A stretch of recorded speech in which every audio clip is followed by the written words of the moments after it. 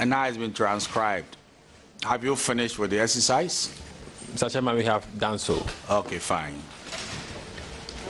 All right.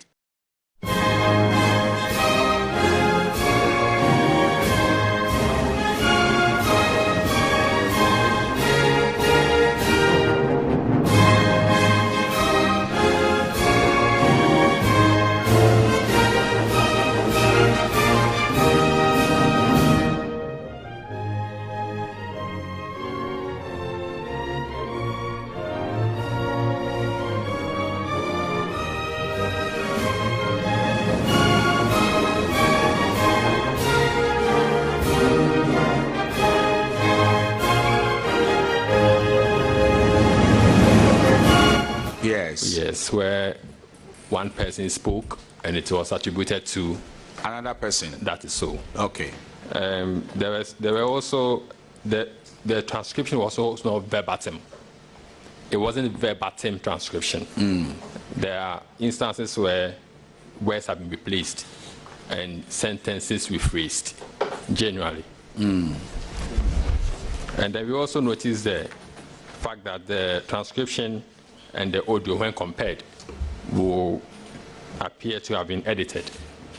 There's no flow, the flow of conversation in some portions. The people at the meeting will be speaking about one thing, and then it jumps into another area. So these are the general observations that I had. Okay, fine. Now, you see portions of the transcription which represents you, what you said.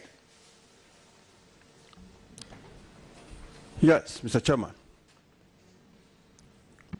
Are there portions of the transcription that can never be attributed to you? Yes, Mr. Chairman. Okay, what are the portions, please?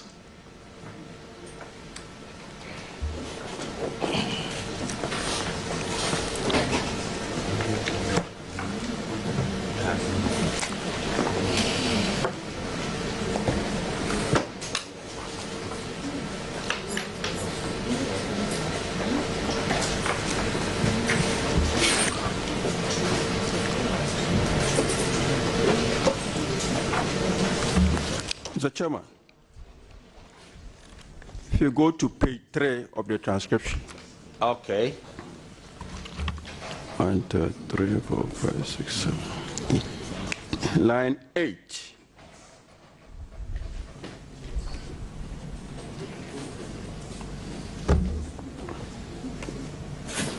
Yes. I saw something that I want to find out. I was doing that because we will go on retirement, maybe confident, and to work for and to change power. I don't remember we discussing anything like that. That represents what Chief Bugri Nabu said. Oh, okay. Yeah, it's not yours. That's yes. Alaji. Yes. Yes. Then when we go to page 4,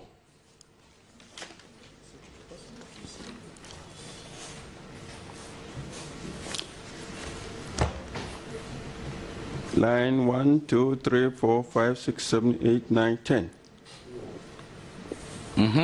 Because I wouldn't want doctor to become the flag bearer and we lose the elections. Mr. Chairman, as I sit here, I can't remember. You cannot remember? Yes, Mr. Chairman. But this piece of transcription, did you have a voice correlation on the audio? Yes. It was on the audio. Yeah. And is that your voice or it's been improvised? The voice resembles my voice, but I can't remember making those statements. Okay. That's what I'm saying. I can't remember. Okay. I'm not denying or accepting because I can't remember. Yes. So therefore, you are having memory challenges in relation to your own voice. The chairman, It's not everything that you say that you can remember anytime. Yes. You see, so what will jolt your memory is your Yes. own voice on the tape. Is that Yes. so? Yes. Yes. But I can't remember saying it, Mr. Chairman. Commissioner, that is the way of life. You can't remember everything, but you can't deny your own voice. I put it to you. Mr. Chairman, You can't deny your own voice. I can't deny my own voice, but I can doubt a voice that resembled my voice. So the inference is that you are saying that somebody is trying to mimic you. Is that what you are saying? Exactly, Mr. Chairman. I'm All doubting right. that voice. All right, that Yes, is Mr. fine. Chairman. Okay, fine. So that is a very, very interesting dimension to this, that somebody is trying to set him up. That's fine. Now, I want you to take the transcribed document and delineate all that you admit before we proceed. So please, can you, you might have done that already. I have a red pen here if you want to do so. All that you accept and you remember, be good enough to just underline, and then we'll take it up from there.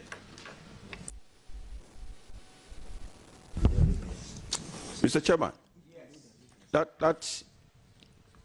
what I did is a reverse of what you are asking me to do. Well, I tried to look for those that I don't remember. Okay. So now if I have to talk about those that I remember saying, maybe then I will need to read, and then when I see something, then I tell you that I said this.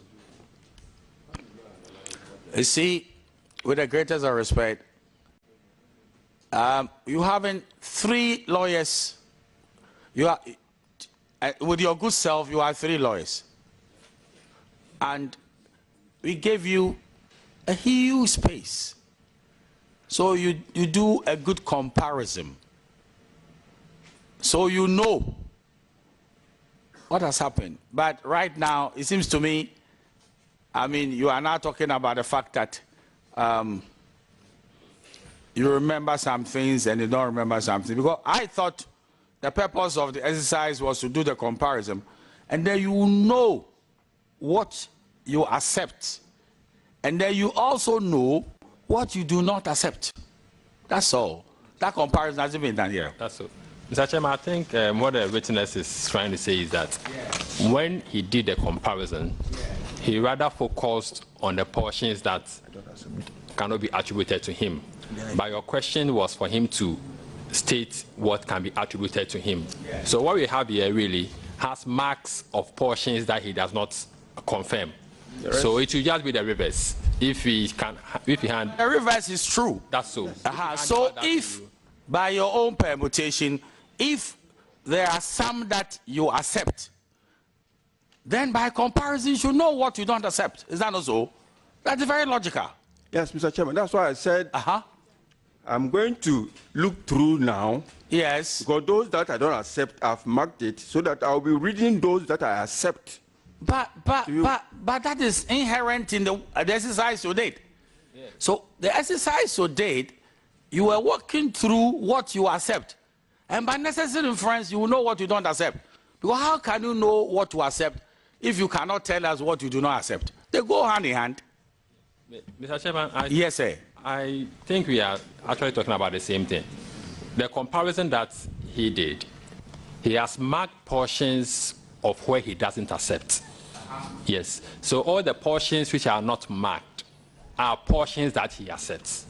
So as we sit here, we have that in our hands. But his confusion, I'm sorry about that, but his issue with the question was that you were asking him to give you all the portions that he accepts. Mark those ones out. Yes. Okay. Yes. Very well. And I thought that is why you took our time away. Is that not so? Yes, we did. And so let me have it. Those things that you accept, mark it, accept. Because we're going to question him on what he has said. Very well.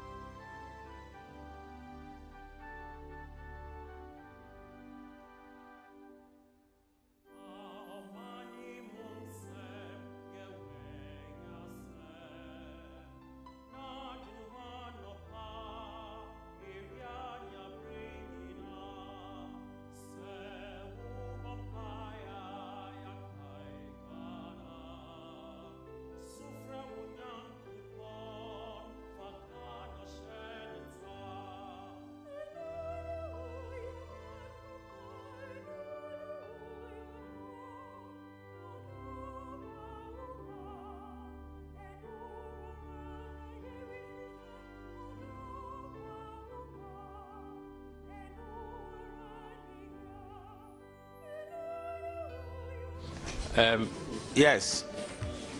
Out the portions that you don't accept.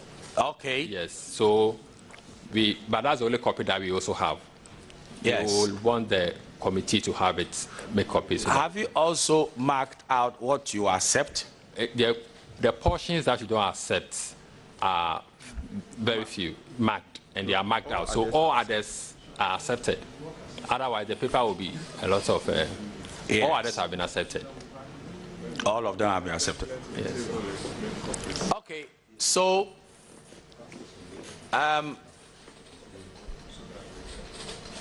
I want him to tender it in evidence. Give it to him. Let him tender it in evidence.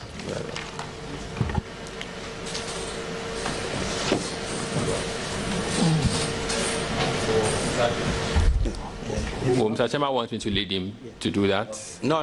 It's simple. Okay.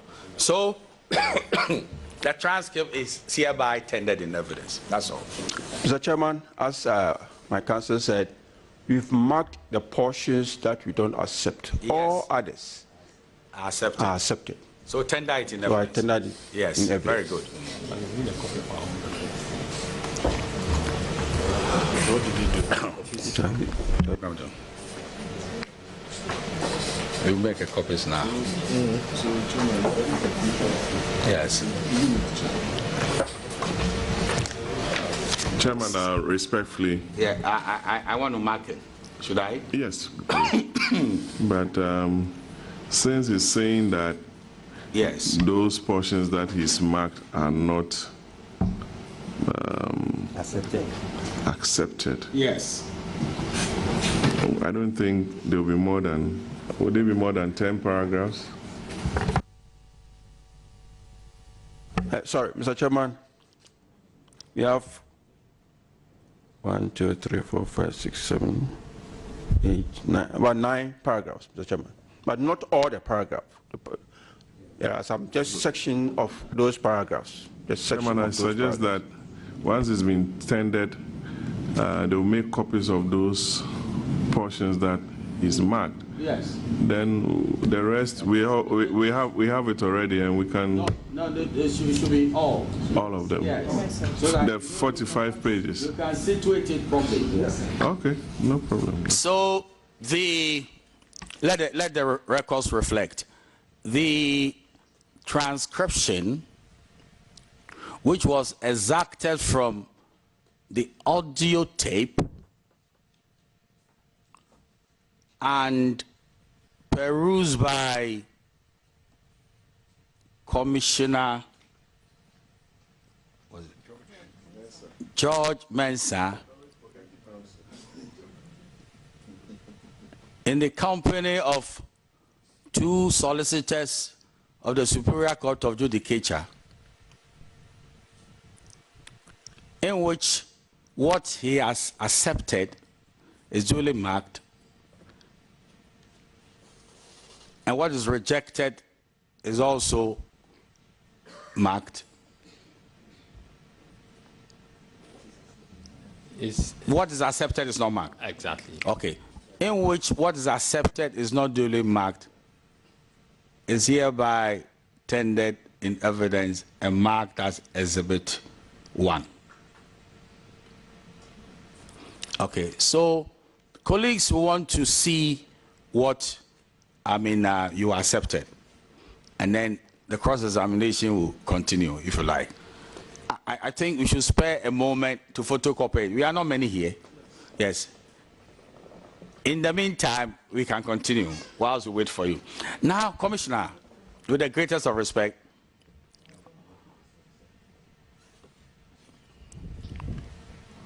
what advantage did you seek to achieve by engaging Chief Bugre Nabu?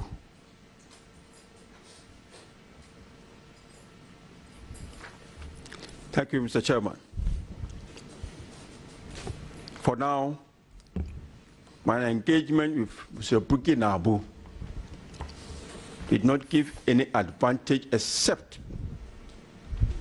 the fact that my name and my pictures are trending in the whole world. Now, People who had not even heard my name, no, sir. seen me before. Yes, no, sir. Yes. Counsel, I made a mistake, but let me find out. Did you people have lunch? Or you were too busy? We were too busy. Oh, I'm sorry?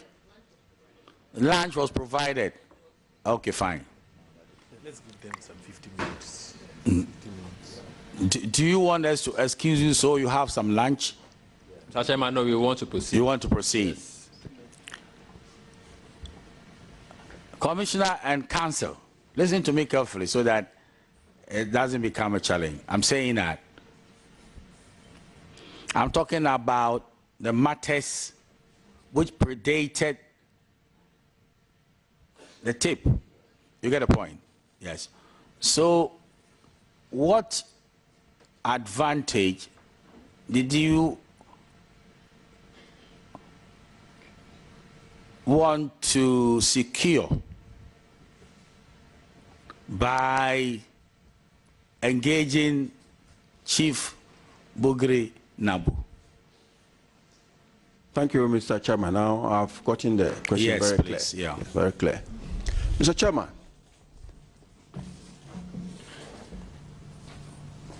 my going to Mr. Bugri Nabu was through his own invitation, and the purpose was that the current IGP, the probability that they are going to change him is high, and they are looking for somebody who can do the job and do it well. Whose thinking was that? Who was thinking like that? Is it Bugri Nabu who invited you? Mr. Chairman, maybe when I complete my statement, you will get the answer from what I'm going to say. But I want to understand your premise. If not, I'll lose the conclusion. Let me find out from you. You are testifying that you didn't go to Bugri Nabu, he invited you. And what was the purpose of his inviting you? Mr. Chairman, that is what I was going to say. Yeah.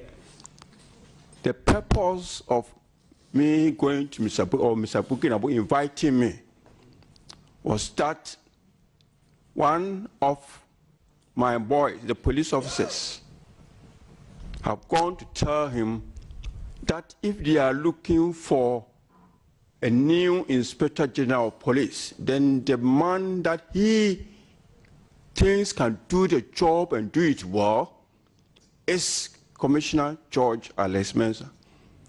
And Bugri Nabu said, oh, is that so? Then bring him and let me see him. That is why I ended up at Bugri Nabu's office. Did you get the impression that Chief Bugri Nabu was scouting for a new IGP? My impression was that, yes, he was scouting for a new IGP. Can I infer, therefore, that he was dissatisfied with the work of the current IGP? Yes, Mr. Chairman, he made it clear. And that is why I was even surprised about some of the audio that I said the audio was edited, because he said so many things about this current IGP and what he has done and what he's not doing, and the promise he gave him that he has not satisfied the promise, and the fact that likelihood of him being changed is about 100%, and they are scouting for one person who can do the work well. I can see now your memory is working, you know. Your memory is working so strong.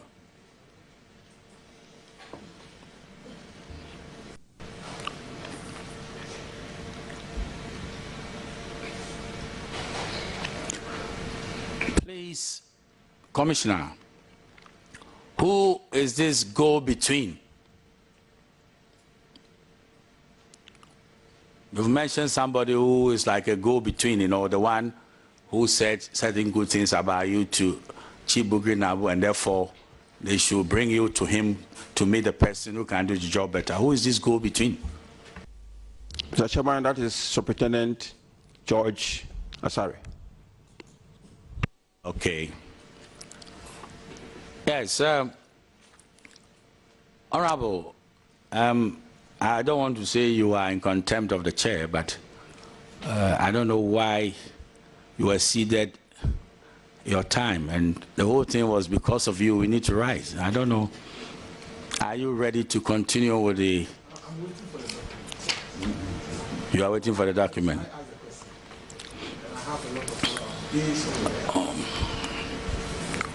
Okay, so let me see to. Are you also waiting for the document, or? Oh, me, I can continue. You can continue.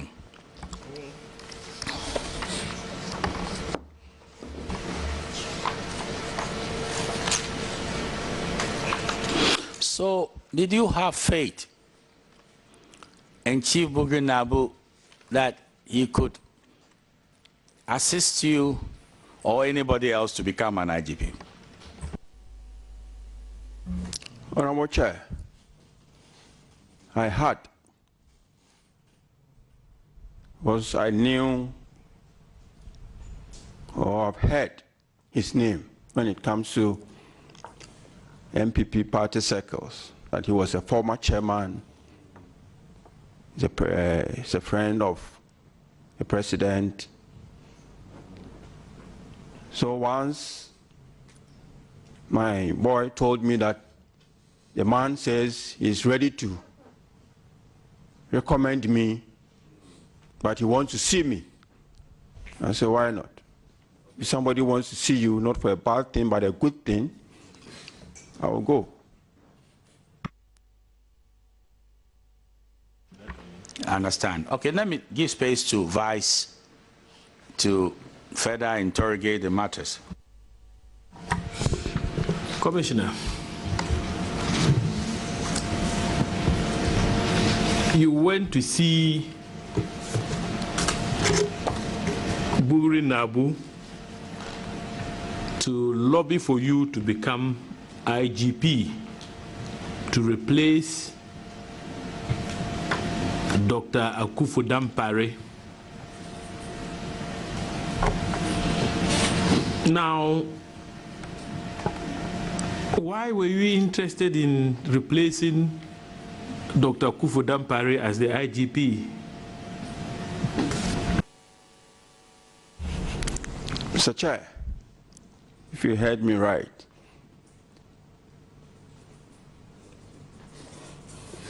Mr. Bugri Nabu told Mr. Asare that the IGP is likely to be changed and they are looking for a replacement. Did you find out why Bugri Nabu told you they were looking for a replacement for the current IGP? Yes, I did. What did you establish?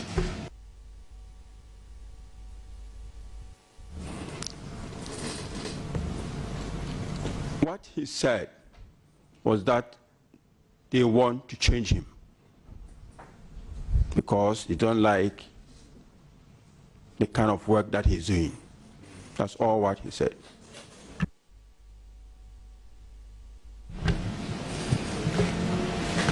But you have insisted yourself that the current IGP is not managing the police service to your expectation. Now, Commissioner, what would you have done differently?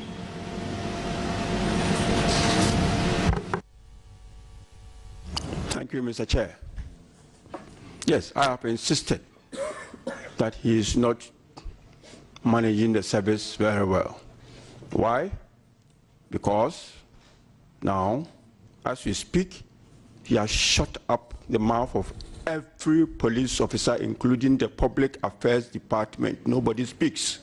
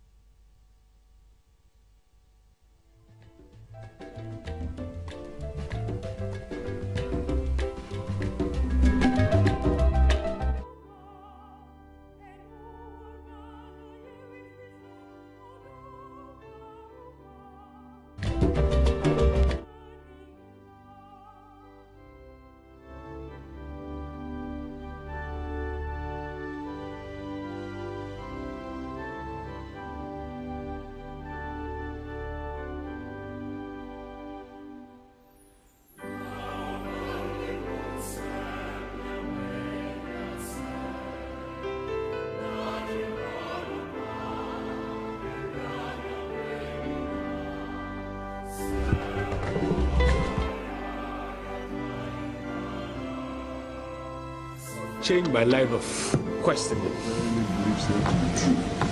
But well,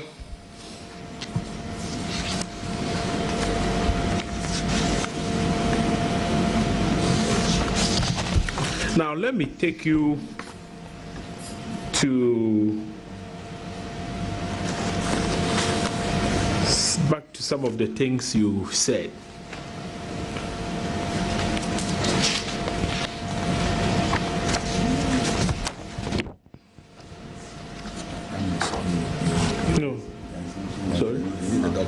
No, we'll get him to. Okay. Yes.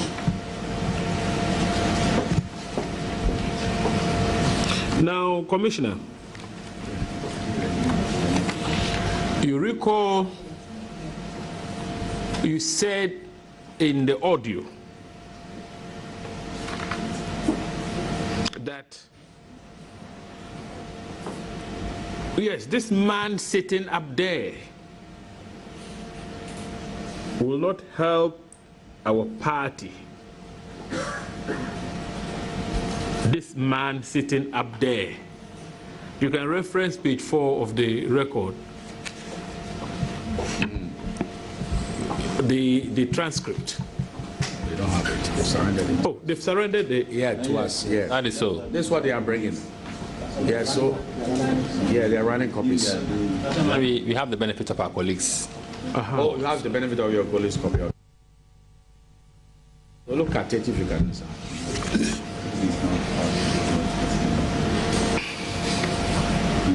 Yes, he said yes. This man sitting up there will not help our party.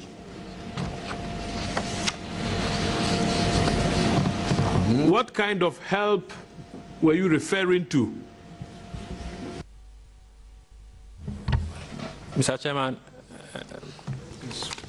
one of the points is marked. Is it one of the points we denied? Page 4. Please wait.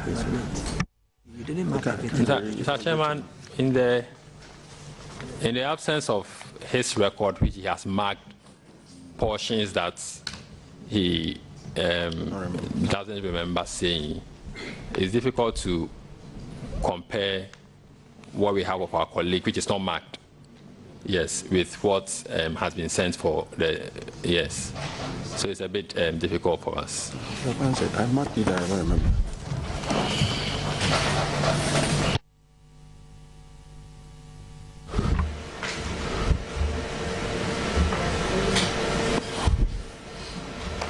COP Mensa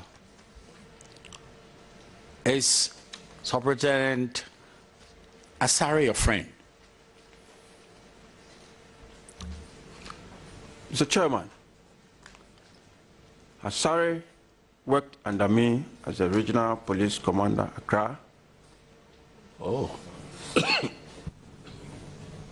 So he knows me and I know him. He is not a friend that, we meet aside from work and do things, no. But he knows me and I know him.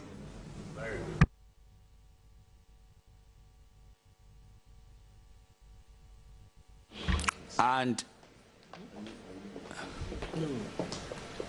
you are very confident to be speaking concerning very critical matters while he's seated with you. Yes, Mr. Chairman, because I dealt with him on several issues as a regional commander. So I have confidence in him. Do you expect him to confirm the issues that were discussed at the behest of Chief Bugri Nabu?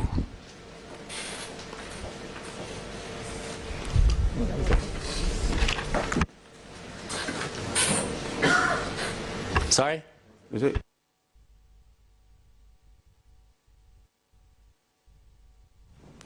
Mr. Chairman, I expect Asare to speak on what he said. Discussions I had with Bugri Nabu was me and Bugri Nabu. He might be there, but he might not hear or get all what we said.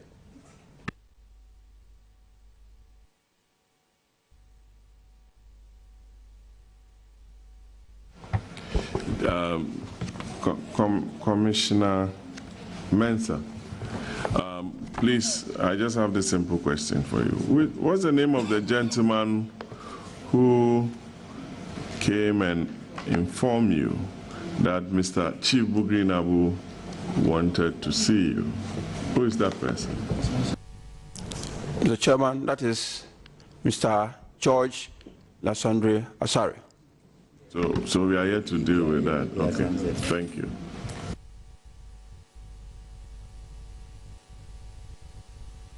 Yes, Commissioner, in the course of the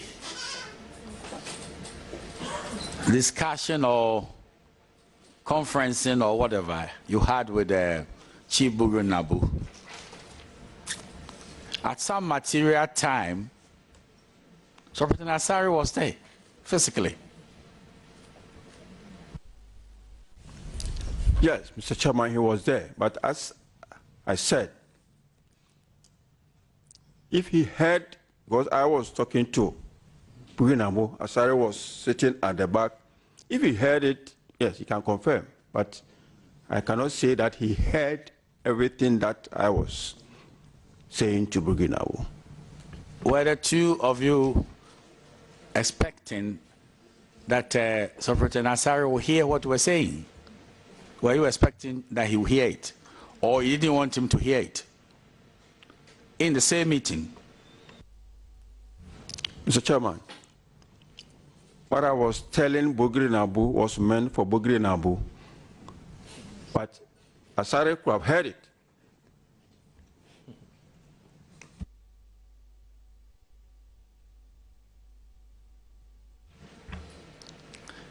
And if he heard it, then he will confirm it. Is that not so? Yes, Mr. Chairman. Okay. Your good friend here, he, was the reason for the adjournment, He says now he has the basis to continue with his interrogation, and I think he has the floor.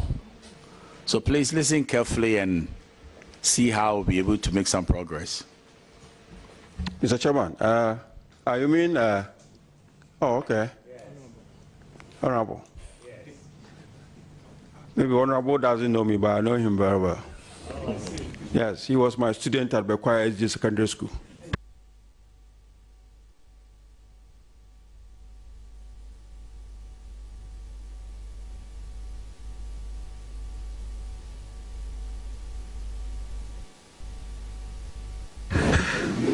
So this is a teacher people affair. I see. Oh my God. I'm trying to remember. It's difficult. Yes, I'm trying to remember. Actually, I'm a product of the SDA. Yes, I'm a product of the school. I was there for my sixth form course. Very good. Yes, and I was the school prefect in 1994. So it may be right.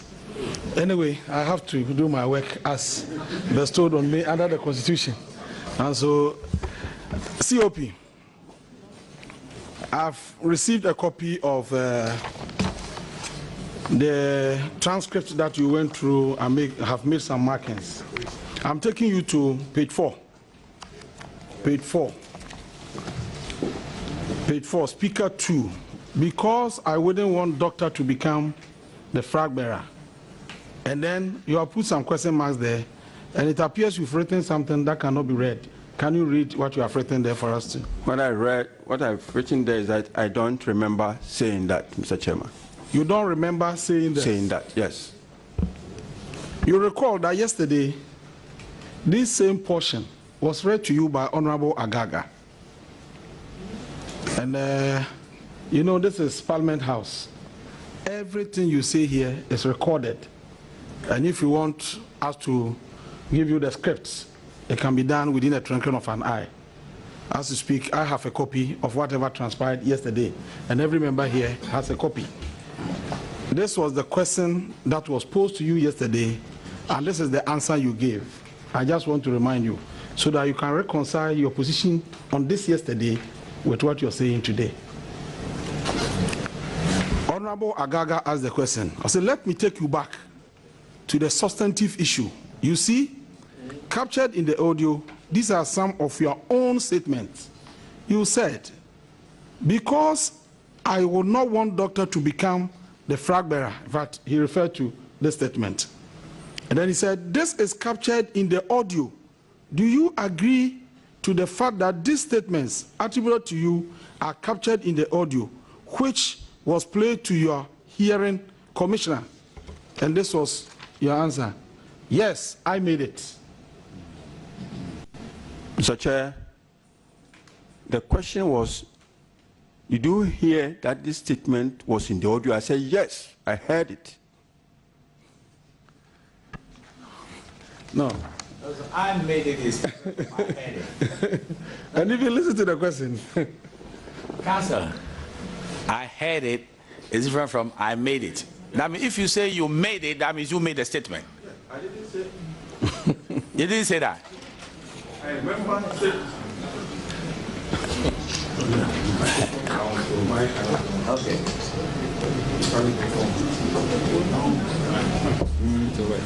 Yes. I remember saying that I heard it, but I don't remember that I said it.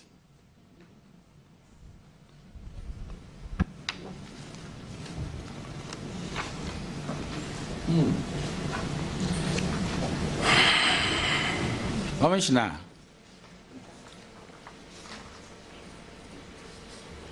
I'm pleading with you to be careful, because both of us are professionals, lawyers. You see, if you want us to play back what happened at the last sitting, it can be played back. Oh, because do you know, you are trying to even indict the Secretariat that if again, edited what you said. You see, so please, please, please, I'm begging you.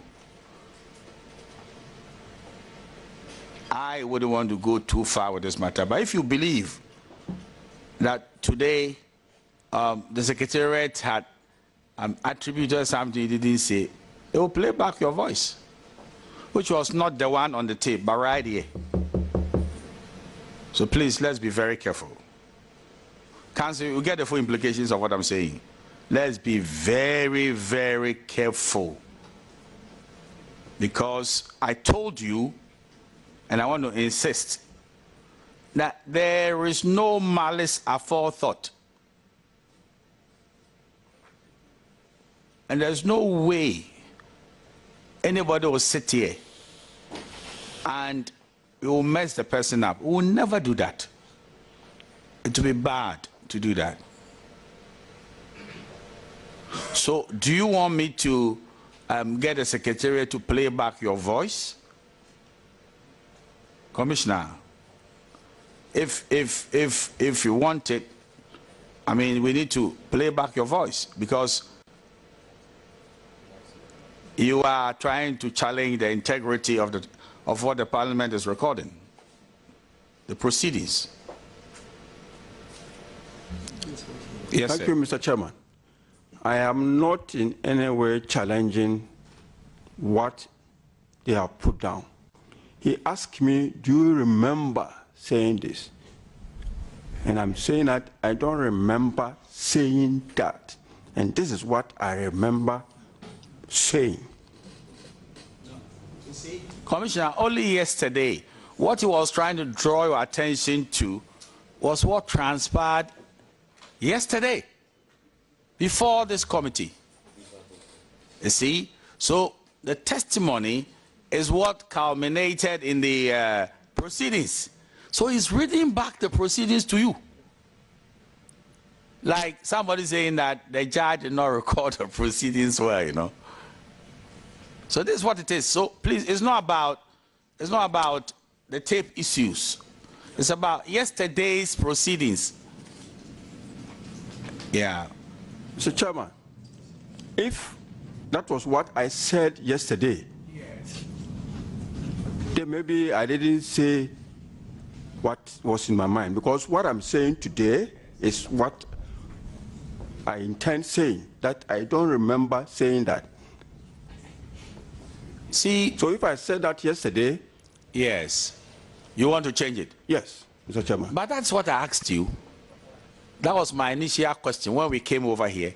I said to you that, is there anything you said previously and on reflection you want to change? And you said no. You remember I said that? Yeah, that was my initial thing. You see, Commissioner, you need to maybe pipe down, you see, because these matters should be very fresh in your memory. Just yesterday.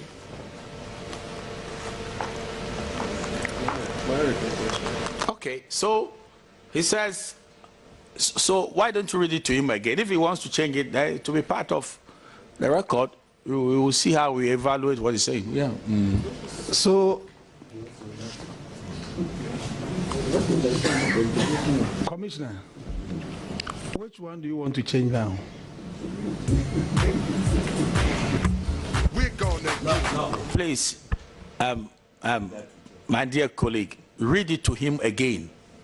You see, because what you read to him is now a challenge. So be gracious enough to read the question from Agaga, the vice, you see, and his response yesterday. And then you will refresh his memory. Yes, please. In fact, yesterday, Honorable Agaga read a statement attributed to you from the audio in question. And then let me read exactly what he said. Because, I'm quoting, because I will not want doctor to become the flag bearer, and then we lose elections. Then it goes on, gave you the position, break the 8. Meanwhile, this IGP is not correct. Allow you there, you have done politics. You know elections is not just, sometimes elections, mafia work is inside the Alaji, no, not at some time. As for that one, then you said, I am just saying. Then Alaji comes in, mafia work is inside, not on some time. It is not some time, it is. Then you said, yes, and this man sitting up there will not help our party to do anything. And the question was, this is captured. This is what Honorable Agaga asked you yesterday, this is captured in the audio. Do you agree to the fact that these statements attributed to you are captured in the audio which was played to your hearing, Commissioner? And then you answered, yes, I made it. And so I wanted you to reconcile your answer to this question yesterday with the answer you are giving today. Honorable Chair, Mr. Agaga yesterday, out of this portion, did not ask just one question. He asked a question as to the mafia work, and I agree that yes, I said it. And I explained that when we come to mafia work, I was talking about if proper security is not provided at your stronghold, the opposition can come and cause a mess and people will not come to vote and you're likely to lose the election.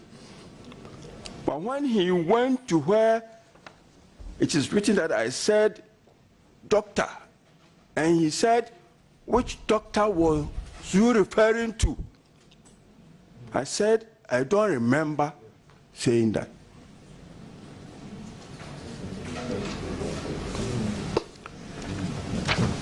You see, Mr. Chairman, in that very statement, we are talking about a doctor. And then you also said that this IGP is not correct. It is also in the same statement. And then the mafia work is also in the same statement. So when you look at the proceedings, Honorable Agaga asked you this first question and then proceeded to ask you a question about the mafia. Yes. The responses are here. And then he proceeded to ask you a question about the issue about whether IGP is correct or not. And you admitted that indeed the IGP is not correct. All these things are in this statement. And then you said you made it. And you explained. And so I'm becoming confused that today you sit before this committee to deny knowledge of this statement. That's my worry. Mr. Chair, the only part of the statement that I did not accept is about the doctor. Okay. Okay. So you don't accept the doctor? Yes, Mr. Chair. That you didn't say doctor. Is that the case? Because the whole statement is being attributed to you. And so are you saying to the committee that you did not mention doctor there? I said I don't remember saying that to Bugri now. Okay. Okay. So if I ask you, I'm asking you now. This statement is on the audio and it's being attributed to you that you have made this statement because I wouldn't want doctor to become the flag bearer and then we lose the elections. Gave you the position. You have the document. Break the 8. Meanwhile, this IGP is not correct. Alaji, you there, you have done politics. You know elections is not just, sometimes elections, mafia work is inside though. Did you make the statement? Mr. Chair, some portions of the statement I did not, some I made. Maybe put it in this way. The statement, can you repeat it, please? Say some portions of the statement, I don't remember making it, but some portions. Which are those portions?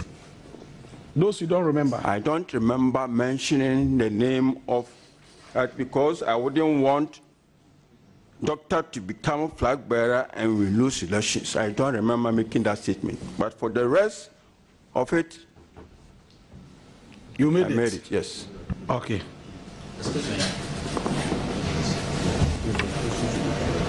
Commissioner, this dimension of doctor, did you hear your voice on the audio? Or somebody is trying to play with your voice? Mr. Chair, I heard my voice on the audio. And yesterday I said, yes, I heard my voice, but I don't remember saying it. That's the answer I gave yesterday. It is very natural that what you forgot, hearing your own voice, should remind you that you said that. Is that not so? Yes, it is natural.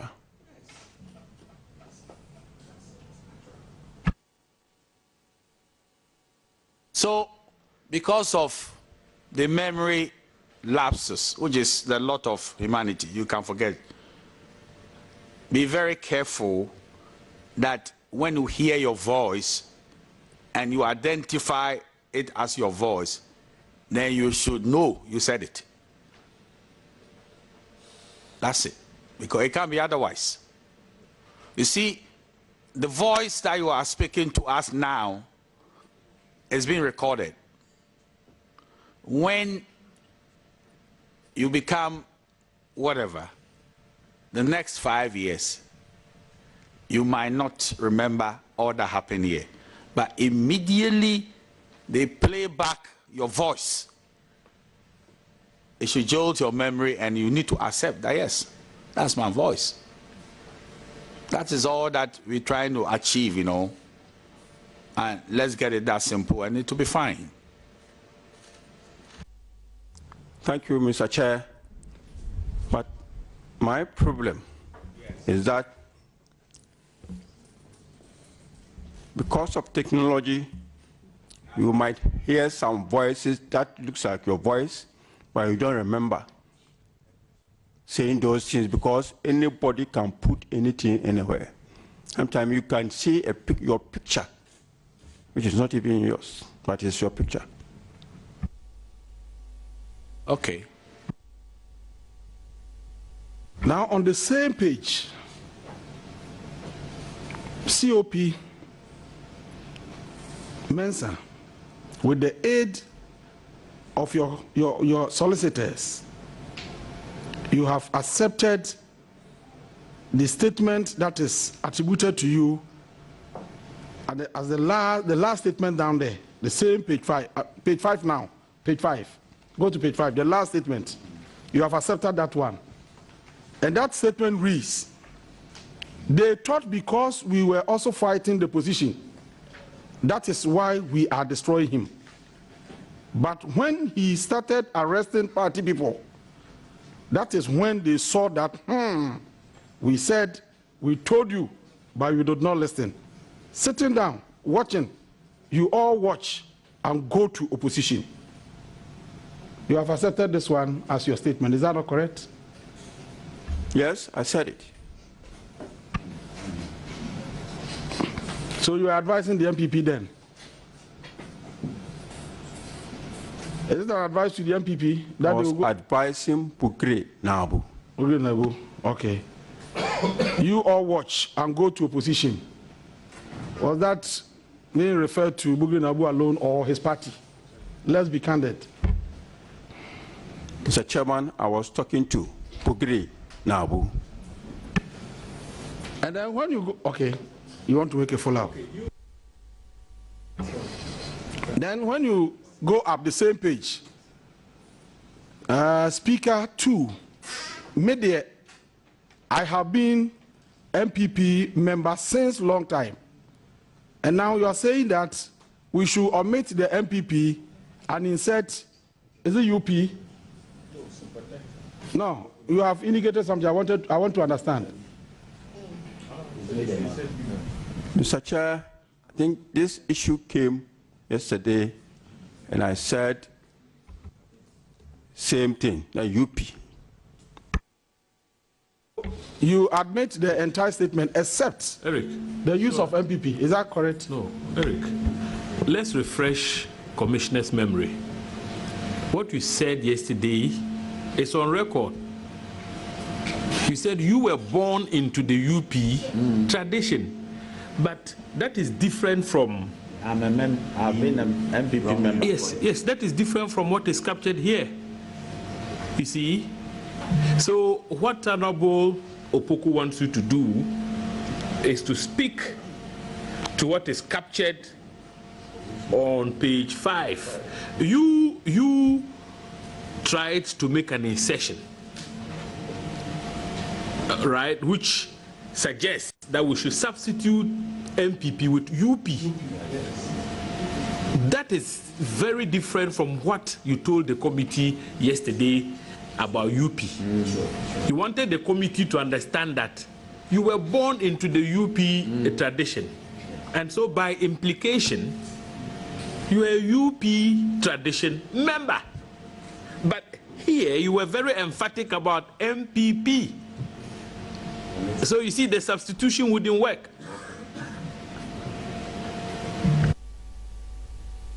Mr. Chair, that is why I said, if that's not the only thing I wrote there.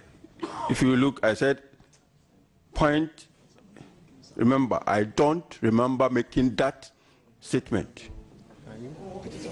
Yes. Yesterday, this was the question I posed to you, and I have your answer here. You have been an MPP member a long time before you joined the service. Is that correct? And this was your answer. Mr. Chairman, my family has been with the UP tradition since I was born, and we have remained there until now. That was the answer you gave yesterday. Yes, Mr. Chairman, and I will not run away from that. That's right. That is true. That's right. And so on page 5, you are saying that you should remove the MPP and insert UP. And then again, you are saying you don't remember. So which one do you want us to take? Because you could have simply said, I don't remember making this statement. But you have also given indication that you wanted us to remove MPP and insert UP. So my understanding is that if we remove the MPP and put in UP, probably that will be your statement. No, okay. Mr. Chairman, this script, we never knew that you were going to ask us to make something on it and bring it to you. Some of the things I noted it before. Mr. Chairman said you should make things, this UP tradition that I put there yesterday myself. It's not meant for today. No. So please, take that one out. Yesterday? Yes, take that one out. Okay. No, he's saying that was done yesterday. No, he spoke about UP tradition yesterday. Yeah. The paper. Yeah. Yes. He's saying that. What he's saying is that. Listen. Okay. All he's trying to say is that he wrote certain things on the document at a time he didn't know would be asking him to give indication as to which portions of the transcript he accepts or rejects. And therefore, when he wrote UP, it was just notes that, is that not what you said? No. Please. Your notes on the transcribed document, it's not what he's talking about, oh. No, it is the verbatim reporting of what transpired yesterday, and that is what is making reference to, not your notes, your handwritten that you say UP. So correction. Yes. What the page you referred us to, Honorable referred us to, that's page 5. There is an insertion here by him. That's what he referred us to. Yes.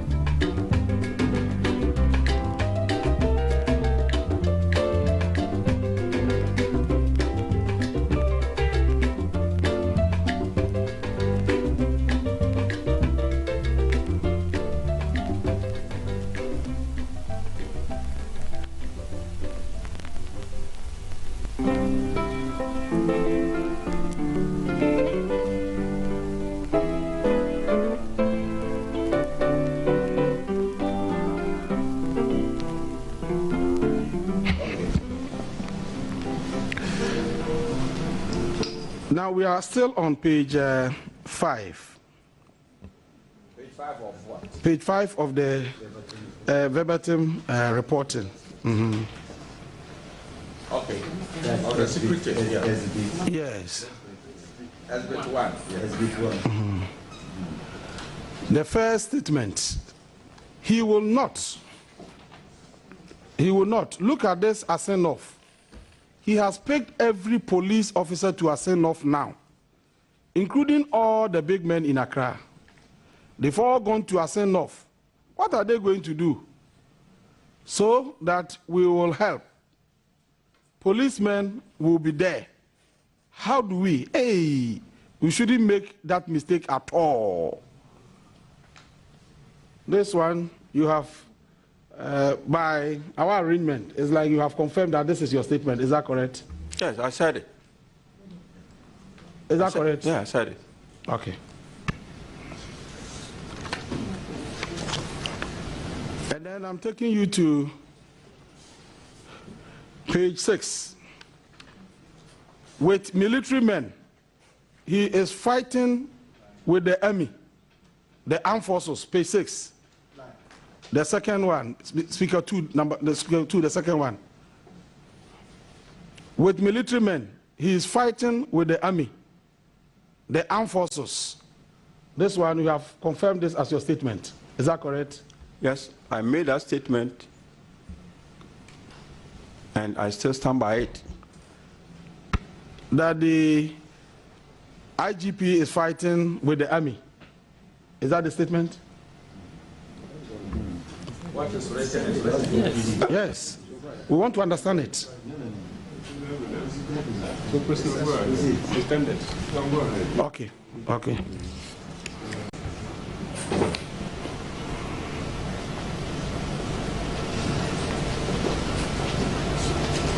Then the first one, speaker 2. So, Alaji, whatever we need to do to get somebody else to supervise these elections, we need to do, because as you speak, this IGP, he is not good. He is not fine with the military officers. This one too, you confirm as a statement coming from you. Yes, Mr. Chairman, I said it. As I said yesterday, I will say it everywhere I go.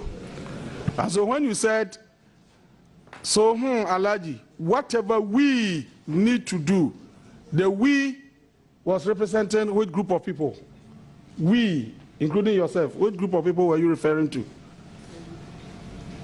I was referring to myself and Alaji. The two of you. And then speaker 2, the third statement. I don't know. You find out. If any army officer is your friend, call him and ask him, how do you see this IGP? He will tell you he has been arresting military cars commanders' cars. Yes, find out yourself. Is this also your statement? This is also from the audio. Yes, I said it, and I still stand by it. Okay. Then the last one, Alhaji, we tell people, you, because I didn't know you, so I cannot just get up and come to you and then tell you this. But those that we know, we tell them perfectly. But when you tell them, they think, oh, Mensa, maybe it is because you wanted to be IGP and they didn't give it to you. That is why. This is also your statement. Is that correct?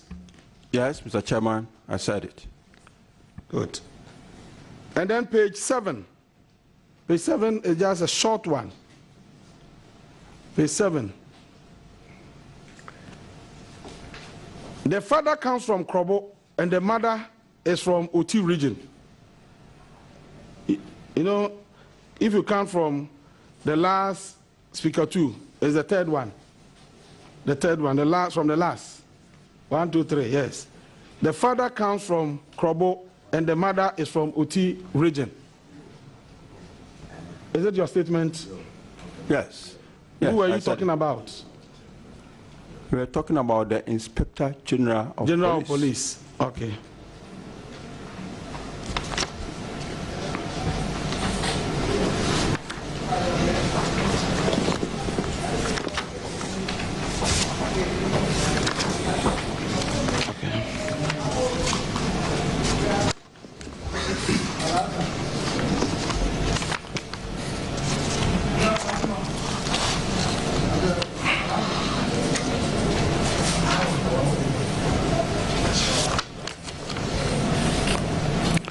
Then, 9, page 9,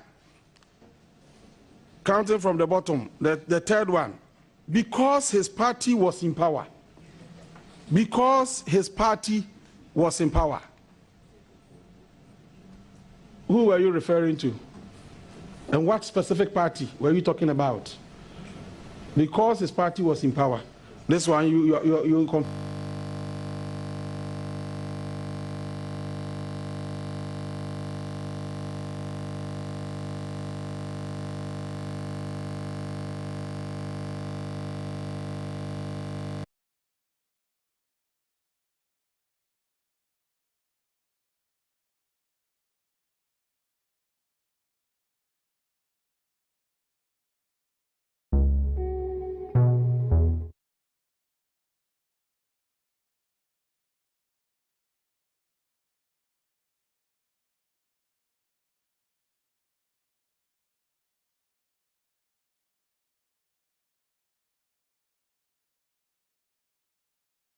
of NDC. No, it's his party. You can be a sympathizer. You don't need to be a member. What is the difference between a sympathizer and a member? Members have membership cards. Okay, and sympathizers? Sympathizers vote for those parties. They just vote them. Okay. And so they can also, sympathizers can also say that this is my party. Is that correct? Okay. So you can say that MPP is your party because you are a sympathizer. Is that not correct? I have been with the UP tradition for life and I will still be there. Yesterday you said that you are a sympathizer of the MPP. Of course. Yes. And so and if a sympathizer can describe a political party as my party, then in the same vein you can describe the MPP as your party. Is that not correct? Yes. So MPP is your party? Yes, but I'm not a card bearer and it's my party. Let's proceed. Okay. Page 10. You've written something that I cannot read. If you can read for us, the top there.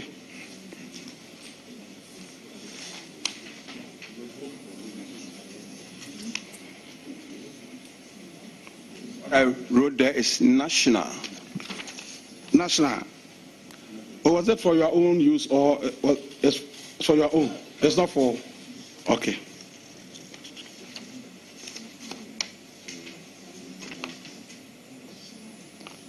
So you wanted to say that you didn't say Russian, but you said national. Is that correct? Because in the audio, it is reported as Russian, and you have written the national. Are you indicating to the committee that it wasn't Russian but national? That was some of the mistakes those who transcribed made. Instead Oh, of okay. national, Okay. he wrote. So you said national, it wasn't Yes. Russian. Okay. And then page 11 too, you have written something there. If you can read for us, because I can't see it.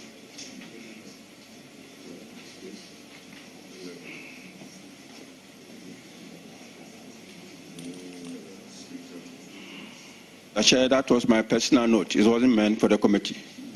Okay. Let's even stay there. Well, let's stay there. So you admit that when your voice is captured as saying when he brings his CV, there are certain things that he doesn't add to it. He has removed all those things from his CV. In his CV, he never indicated that he was the aide-de-camp to President Professor Mills. No, he didn't. But do you stand by having been uttered by you? Yes, Mr. Chairman, I stand by them.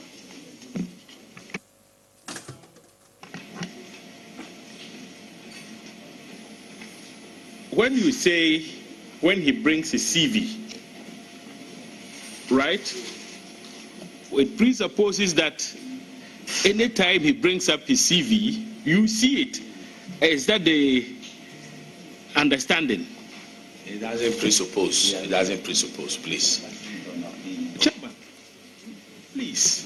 No, but you are using the word it presupposes. That means you want to conjecture. Well, let me ask my questions. So no, you please. should ask him. No.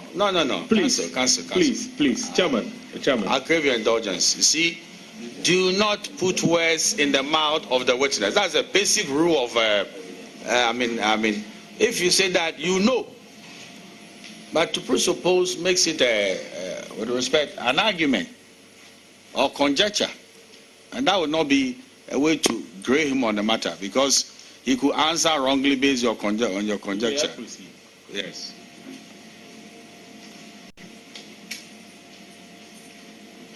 Now, Commissioner, when you state categorically that he has removed all those things from his CV, have you seen his CV? Yes, Mr. Chairman. When did you see his CV?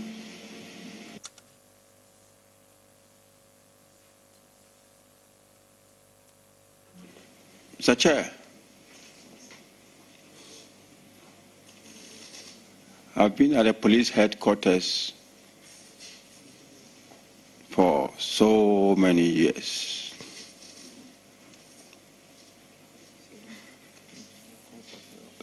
Officers have our CVs on our files. The last time I saw his CV was when he was appointed IGP, and the CV came in all the papers. And it is from there that I made this comment.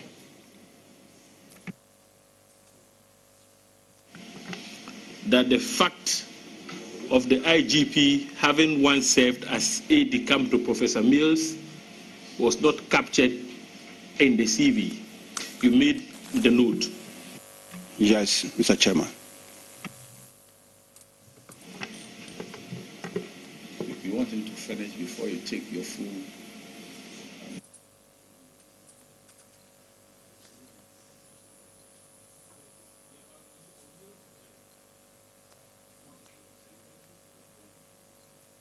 Okay. Oh, I'll conclude soon. Mr. Chairman, I'll conclude soon. No, so.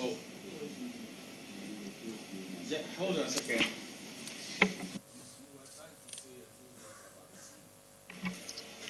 And are you done with it, or you should continue? Yes, I'm saying he should continue, but he should also wrap up so that we can. I'll take my substantive. Yes. Yes. This is the 100th time I've told you that you have your day, and let them finish, and then all that you have the residual powers, and then you begin to go as far as you want to go. Well, I thought, you were just doing a follow-up, but it seems to me that it's no longer a follow-up.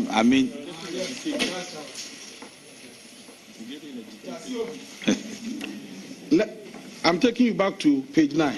There's a small statement there. I want some clarification. Page 9. 1, 2, 3, 4. From bottom, speaker 2, 4. Alhaji said this. Now, he became a commissioner before you. And this was your response. Yeah, before me because his party was in power.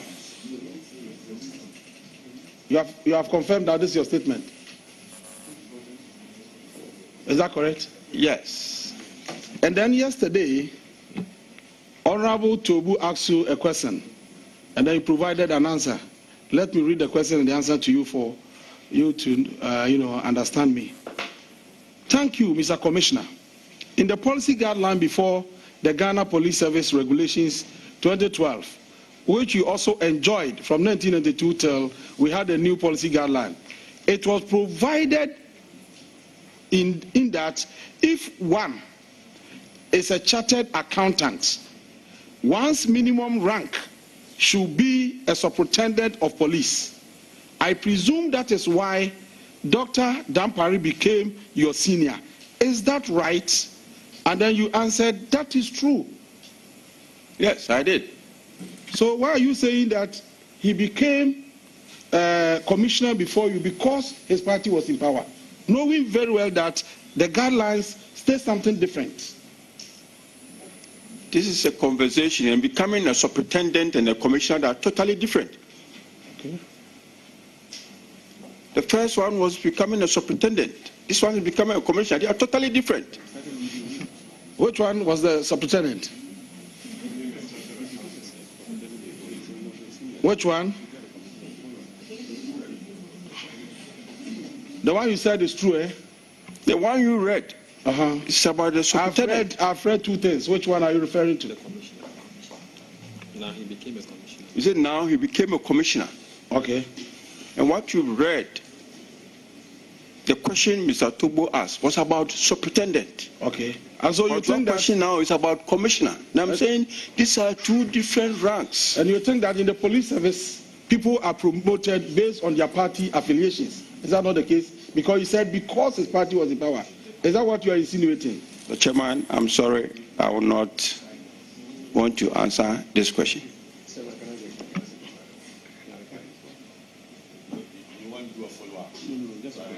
Yeah, you want to clarify a point. Commissioner, I just want to help my colleague. What he's saying is that Dr. George Akupu Dampari became superintendent as a result of his academic qualification, being a chartered accountant.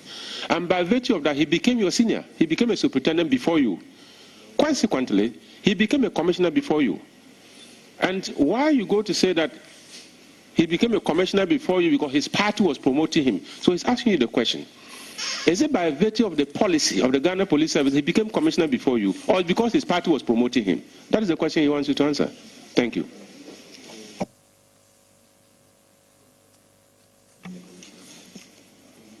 Mr. Chair. We need some clarification.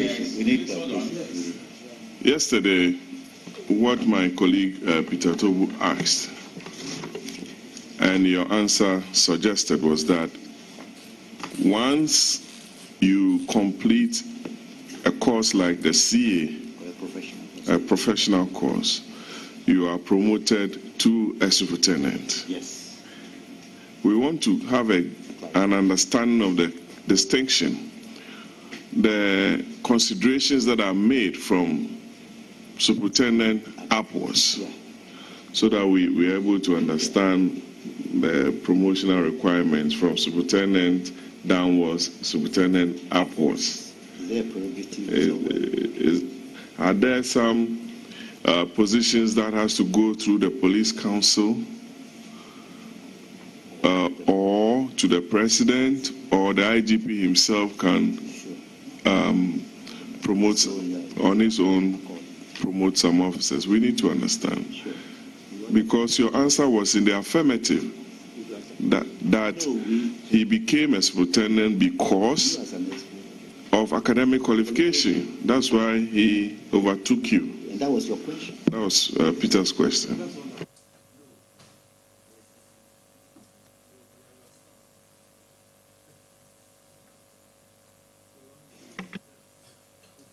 Mr. Chairman, police promotions have so many things going on in it. We have academic promotions, we have normal promotions, and we have special recommendations.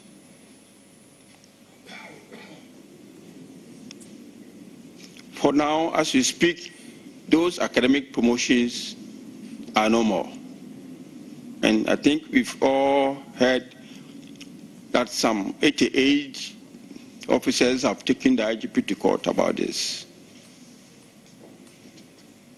We have the normal promotions and we have special recommendations. These are the three. Honorable, you should be winding up. You've taken center stage for a long time. We need to move on there. So my question was very specific. When you said somebody became a commissioner before you because his party was in power, and I asked,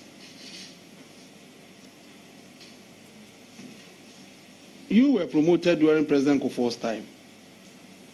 And 8 years, you alluded to the fact that 8 years under NDC, you were never promoted. President Nana Addo Dankwa assumed office and promoted you.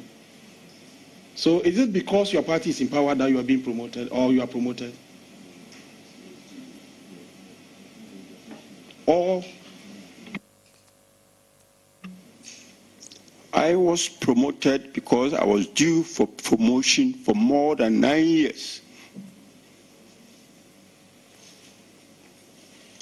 In other words, he's saying that he was long overdue. That's what he's trying to say. But IGP Dampare was not due for promotion at the time he was promoted. Is that the case? Please answer. The chairman, I haven't said so. He was promoted above you because his party was in power. So the basis for the promotion is the party that was in power. That is what you are alluding to. And we know you are a very intelligent officer. Everybody knows you. Very, very intelligent, very experienced. So when a statement of this nature is put out, then certainly we have to ask questions. Because the service is a service of integrity.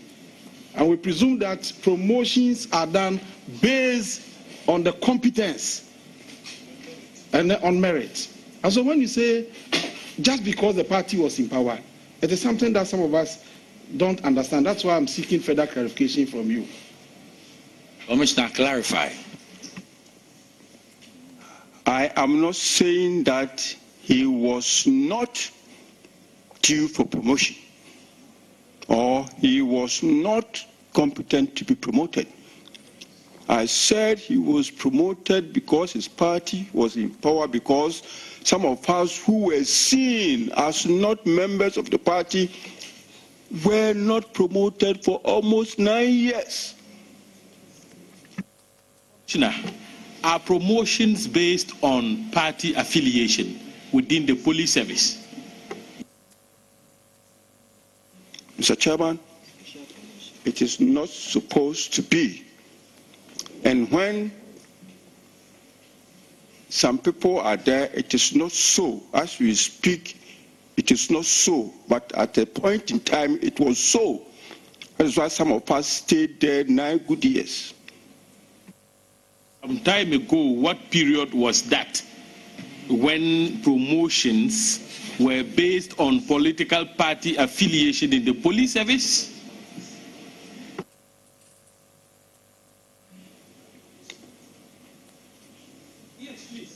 That was the period from 2008 to 2016. 2008 to 2016? Yes. Right. Yesterday, you recall, I gave you an example and asked you to give me a response. I asked whether you knew General Obi Akwa, who was Army Commander or Chief of Army Staff in 2016. And what was your response to that question yesterday? The Chairman, I'm sorry, General Obi Akwa is not and was not a policeman. The armed forces is a sister security institution. Oh, vice. So vice, I asked, vice, this is a legitimate question. I asked this man this same question. And he gave me a certain answer. When I followed up, his response was wrong, and it was deliberate. So this is a legitimate question. You see, he sat here and confirmed that between 2008 and 2016, promotions were based on party affiliation. So let us squeeze him on this. That is his view. No, but his view must be tested. Listen. Chairman, with the greatest of respect. No. I don't like the way you interrupt me whenever I take the floor. This is a very important part of his testimony. But he has answered. You see, your follow-up is even bringing in what I want to call extra matters of the military, which we are not going into. No, they are analogous. And so, in order to test his credibility, who says I can't talk about analogous issues? Okay. So, Commissioner, there are some analogous matters that you should address so that yes, we move on. Yes. So Vice, yes, continue. Obi Akwa was Chief of Army Staff from by 2016 he was Chief of Army Staff. Do you agree? Of this country, you're a senior police officer, you should know that. Mr. Chairman, I don't know. All right, now let me suggest to you that he was Chief of Army Staff, or what they call Army Commander, under President Mahama, and then became Chief of the Defense Staff under President Akufo-Addo. So your attempt to make the statement that appointments are based on party affiliations is not correct. Mr. Chairman, what happens in the police is different from what happens in the military. And Chief of Army Staff is not a promotion, it's a position. And that is different from promotion. Get it right. That is a position and not a promotion. So you can't compare what I'm saying to what you are saying. They are totally different matters. And the police and the military are different institutions. We are talking about promotions and appointments. In the police service, not everywhere, Mr. Chairman. Let's find out whether Vice is satisfied. Lest I'll be accused of, please. If you got a referee like me anywhere, the match will be good. So don't. Chairman, you know my sense of I'm moderating things. You don't know what I'm going through here myself. I'm a moderator, you see. Stop me writing my tracks please. As your vice chairman. No. Chairman. I'm trying to moderate you so that if you are not careful, it could be something else. That's what I'm trying to do. No, I've prompted him severally, but he defies me, Oh, no. And I'm one of these days. If I sit here, you allow a witness to make such a conclusive statement. Between 2008 2016, promotions were based on politics. That is his view. You see why I wanted that? Please. A man can state his view. You think such a view hasn't got security ramifications? Yes, we evaluate it. That his view was wrong. When we are writing our paper, he's not supposed to tell us what is the reality. No, if his reality is wrong, we leave him to his errors. But we will sit here and say that it is wrong. So what are you going to say? We are not going to swallow hook, line, and sinker all that he says here. because he said it, that we as a committee will just produce. It's not like that. The public is listening. As for This the is public, live. So no. We represent the public. Some information, when it's spewed out and you don't correct it, it poisons the public atmosphere. And so when a witness makes a statement like that, you know, he must be subjected to the proper test. yes, the public is discerning. They are listening. You see, the public, some of them are even knowledgeable than us. So it's not, I'm not going to pander to any public, but what I'm going to tell you is that if a man gives an opinion, that is his opinion. He might be probably wrong. He is wearing a different lenses from mine. And he's in the service. He thinks that promotions could be political. When we are interrogating the matter, we'll sit down and see whether what he says is the truth or not. But the more you say that an answer is not palatable to you, you repeat the same thing. No. That is what he's doing. You are not seeing that. I related to a factual situation. He sat here. He sat here and told the whole country that I was wrong. But the analogy I presented was factual. Well, no, not that. And that defeats the position he has taken. He disagreed with you. That's all. We can't tolerate those kinds of, prevarications. When it suits him, then he says one thing. When it doesn't suit him, no, we must correct him.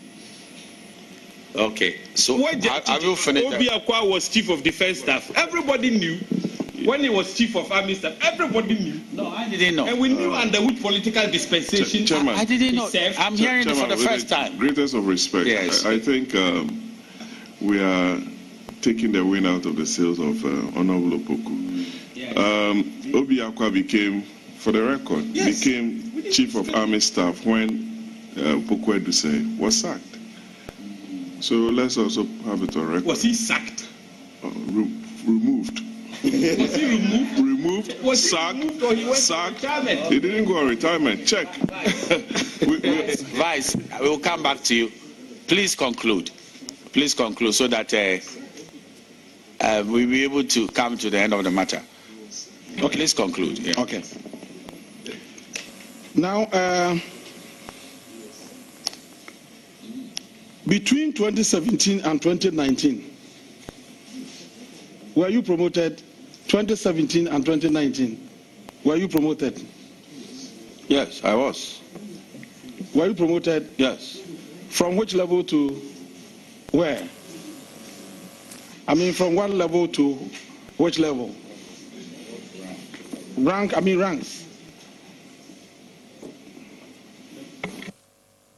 2017 and 19.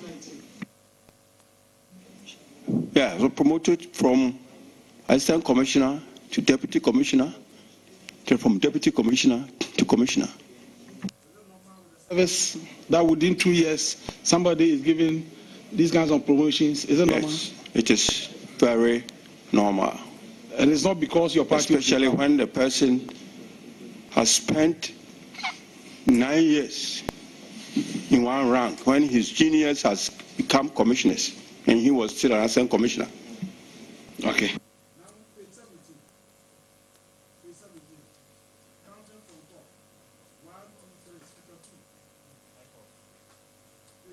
Counting from top, 1, 2, 3, Speaker 2. For this assent of elections, it is very critical. We need, whatever we need to do to win, we have to do it and win. Yes. This is a statement that you have confirmed as your statement. Is that correct? Yes. So when you said we need to win, whatever we need to do to win, we have to do. Were you referring to the MPP as a party? Yes. So as an officer, you wanted your party to do everything possible to win. Is that the case? I've said it already. And that was a conversation, private conversation between me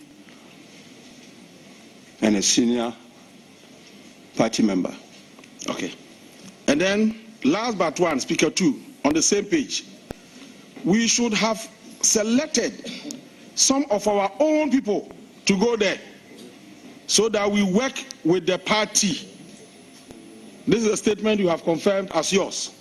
We should have selected some of our own people to go there so that we work with the party. They go over there, then they know how to do things. Is that correct? That is correct. So you wanted your party, the MPP, to select police officers who are perceived to be your members to go and make sure you win the Asinoff by-election. Is that not the case? No, I wanted them to select people they trust who will go there and will not go and cause any confusion and will make sure that whoever wins, wins, but not to go and destroy your strongholds. So when you say some of our own people, with some, I know you are referring to some policemen. And so we are talking about some of our own people. So in the police service, do we have policemen belonging to the MPP and another group belonging to the NDC? Let us understand the issues clearly. Mr. Chairman, I will not be a hypocrite. We have it. And we have some of our people who resigned within 2 weeks and they went and contested for MPs when they were supposed to have had been card-bearing members for 5 years. But they resigned within 2 weeks, they were contesting. I'm not a hypocrite. I'll speak the truth. So as you speak, our police service is divided along political lines. That's the impression I'm getting, and I believe a lot of people watching are getting the same impression. Is that the case? That we have MPP group in the service, and then we have NDC group? With the greatest of respect, let's have in camera with this. It's okay. It's as you speak now, the Ghana Police Service is divided along party lines. That's a very explosive thing. Yeah, so please, in good time, we can have him in camera. We will glean meaning and understanding from him quietly. We might call whoever matters, and it will become part of our recommendations. You want to correct something? Chairman, I was having a discussion with Honorable Agaga on General Eduse, Poku Eduse. Yes. He was prematurely retired. Yes, he was supposed to be 65, but he left before the time, and Aqua was made to act in his stead, and he's confirmed that. No. So he wasn't. Anything. He was released before his time. He was dismissed, and I said no. It is use the word dismissal is strong because dismissal means that you go home without any benefits whatsoever. So, I mean, he was released before his time. That is fine. That is true. Yes. So, I mean, before his time, I can't speak to that, but all I can say is that he was not dismissed. That is fine. That is fine. So now, Vice, Yes, sir. you have the floor. Thank you, sir.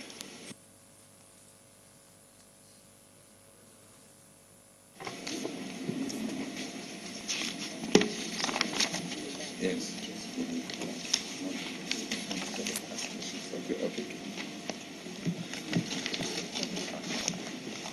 It was 6.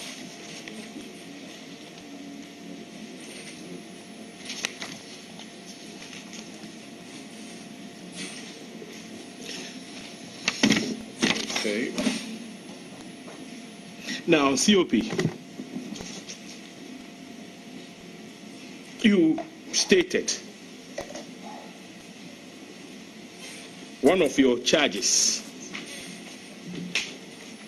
against the IGP is that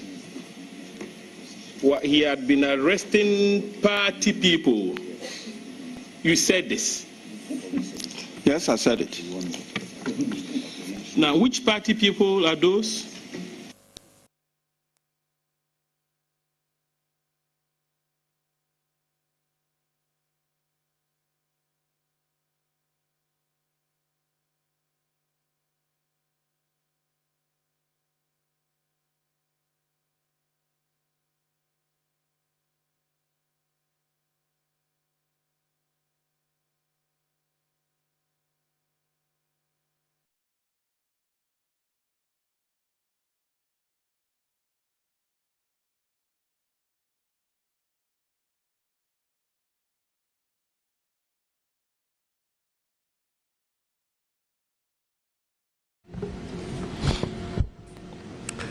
Why was he arrested and what is his name?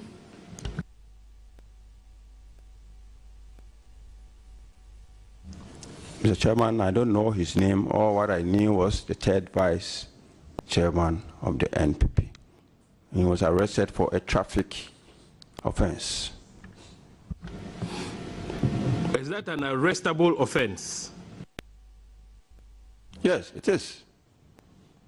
So he was arrested because he jumped the red light or he committed a traffic offense and not because of his party affiliation. Is that correct? I actually don't know the offense he committed. If I tell you here that I knew the offense he committed, I will not be speaking the truth. Commissioner, I thought you just said he was arrested for a traffic offense. Yes, he was arrested for a traffic offense, but we have several traffic offenses. So I don't know the specific traffic offense he committed. But the information we had was that he was arrested for a traffic offense. But the specific one, I don't know, and I cannot sit here and lie. So you would agree with me that he was arrested not because of his party affiliation, but because he had committed a traffic offense.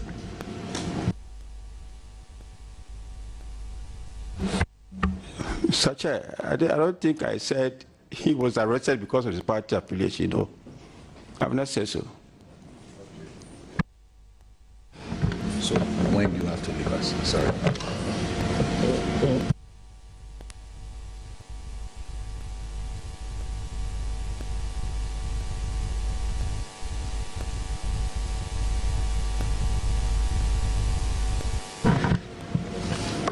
Commissioner, you see, let's be forthright. This is a statement which is captured in the audio and it's attributable to you. You complained to Bugri Nabu that the IGP was arresting party people. Party people. Now I'm asking you,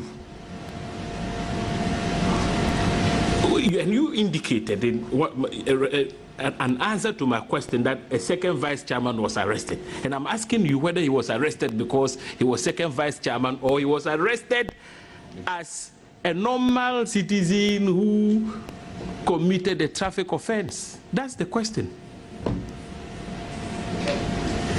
Yes. And I've answered the question, Mr. Chairman. I've answered it.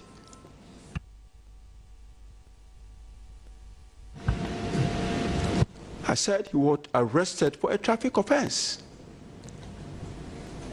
That's what I said.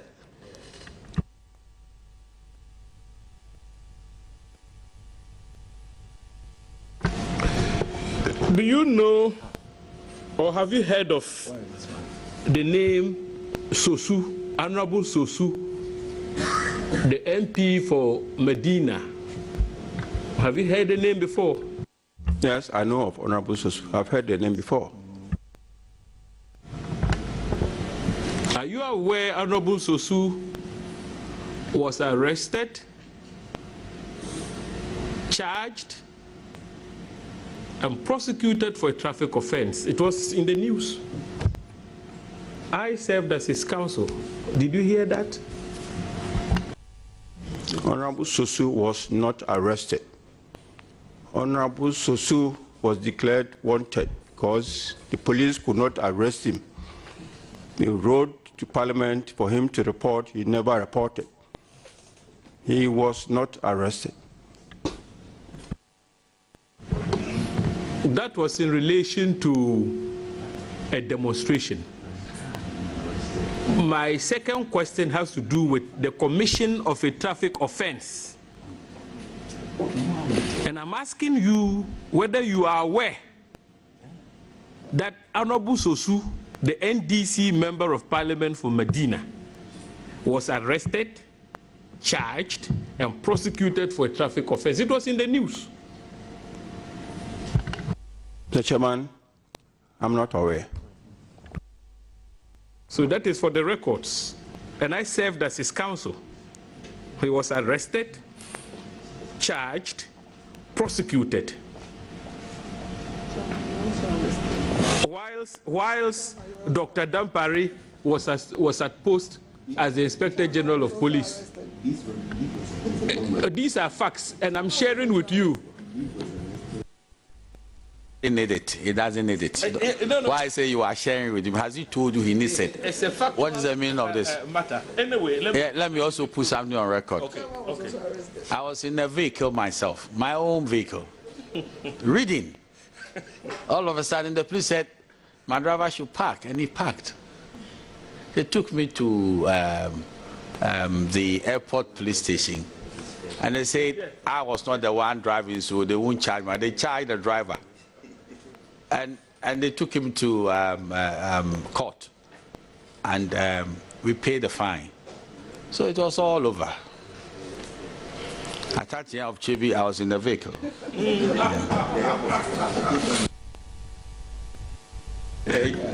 So you see, Commissioner, nobody is above the law, including you as Commissioner. It is expected that when you commit a traffic offense, even as Commissioner, you should be arrested. Is that not the case? Mr. Chairman, that's the case. Now, Commissioner, you are very conversant with the police service regulations. As Commissioner, you should be. CI 76, correct? Yes, Mr. Chairman. Now, you are aware that as a serving officer, a police officer, you are prohibited from allowing yourself to be embroiled in any form of political controversy. You know that? Those are prohibitions contained in the CI 76. You are a lawyer, senior officer. You nearly became IGP, so you should know this. Mr. Chairman, I want your Vice Chairman to read that section that he is talking about to me.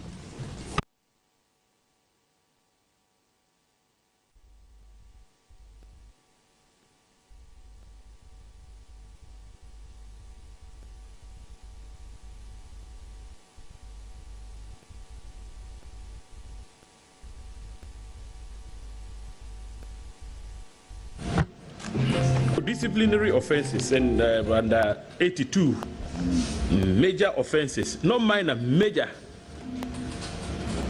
It is a major offense for an officer to A, assault a fellow police officer, B, use without lawful authority any property or facilities of the service for a purpose not in connection with official duties, C, engage in an activity outside official duties, which is likely to I, involve the officer in political controversy. My emphasis, yes. Yeah. So, involve the officer in political controversy. Then, if I take you back to the Parent Act, the Police Service Act 1970, Section 17D, in fact, what is contained in 82 Regulation 82, no, the CI 82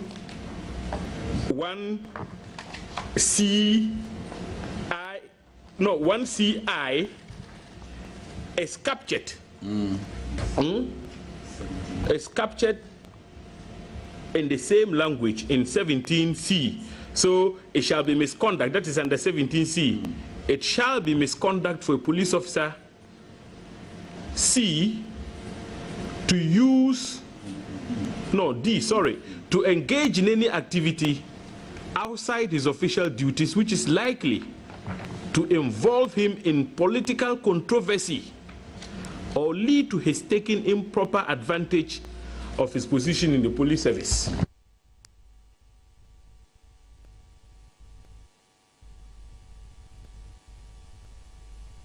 And on to you. Mr. Chairman, I am.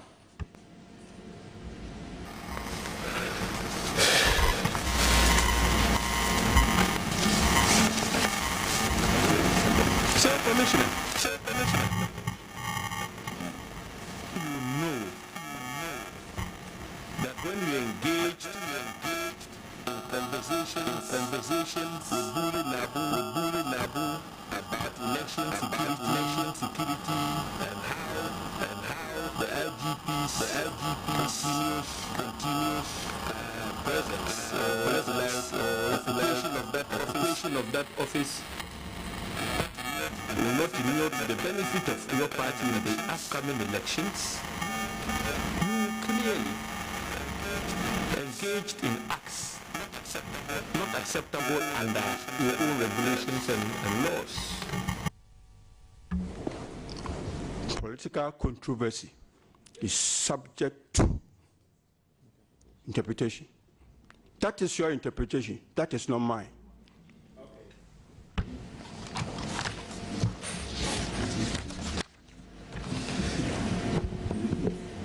now, officer,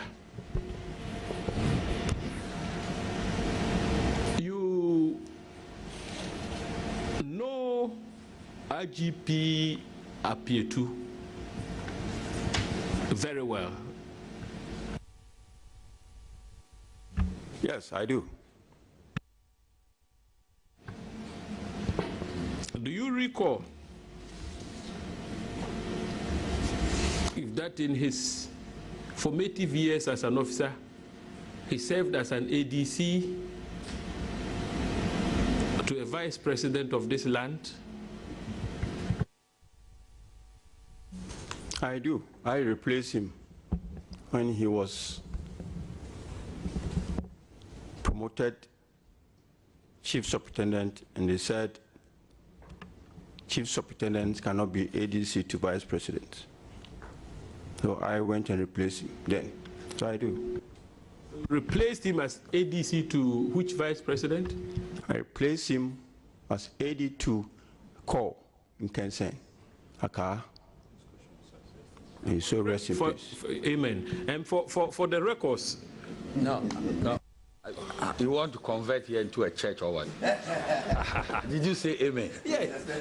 Chairman, he said, may his soul rest in peace. In fact, Vice, you're very excited, What's the matter?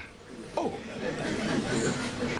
Because when you said amen, I thought you have just gone into the church.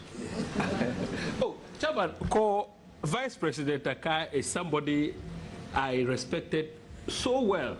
And so when he passed, we were all sad. And the commissioner was his ADC. I'm sure he was touched when, fond memories of him as his ADC. So when he said, may his soul rest in peace, I'm very spiritual sometimes, so okay, so that we can rest in peace. That is fine. The Lord would grant his soul. That is fine. Yes. Yes. So now, Commissioner, Mr. Asante Apietu rose through the ladder, having served under successive governments, and became IGP. Is that not correct? That is correct, Mr. Chairman.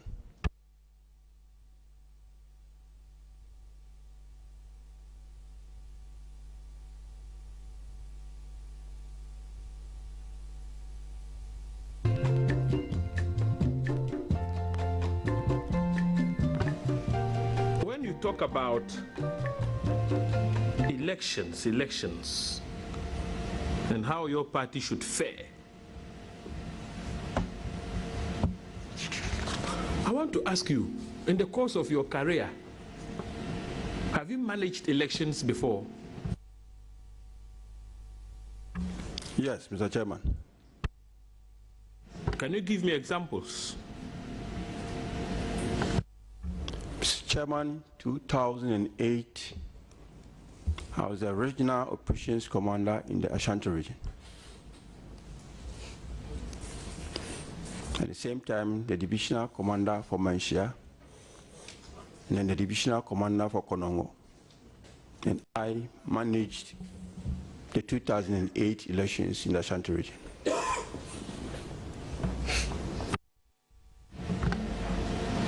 Were the elections managed to your expectation?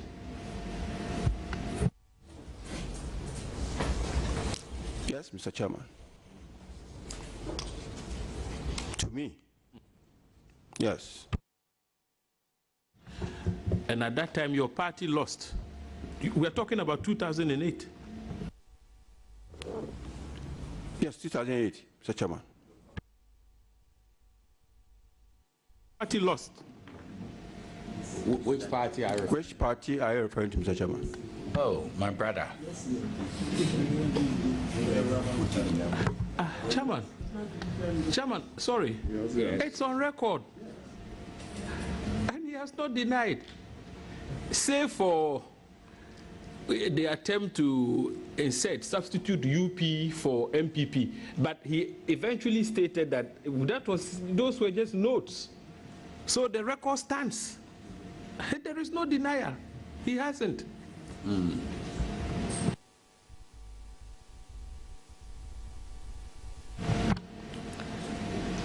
Now, Commissioner, which other election have you been involved in? Almost all elections that have taken place ever since I joined the police service I've been involved in. Were you involved in the Ayawaso West Wagon elections? Mr. Chairman, I was not involved in the Ayawaso West Wagon elections. What was your designation at the time, if I may ask? I was the Director General in charge of operations in the whole country. Oh, at the headquarters? At the headquarters, yes. And yet you were not involved in the conduct of such an important election as Director General Operations? I thought the police were deployed in that election.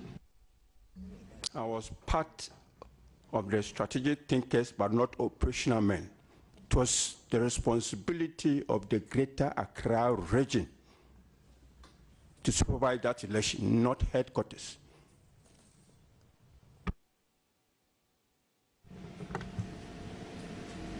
Did you appear before the Milshot Commission of Inquiry? Yes, I did. You did? Yes, I did.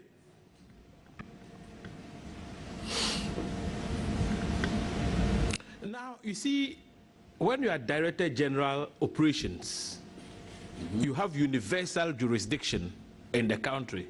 Do you agree? Yes.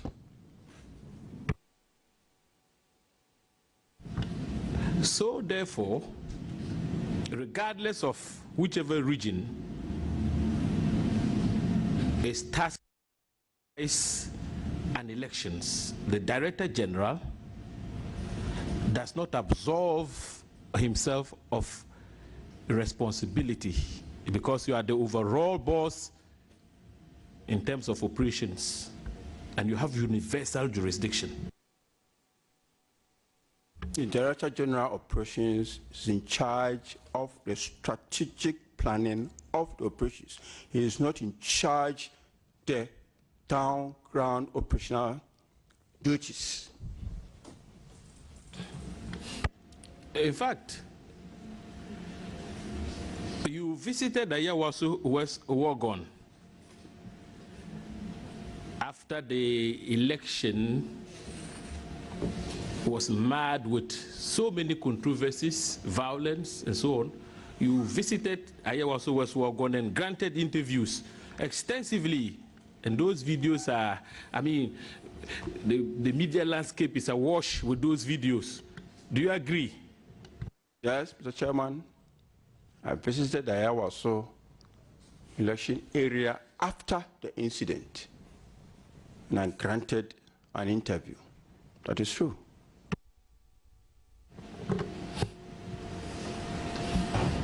Were you satisfied with the output of the police in that election as Director General Operations? Mr. Chair,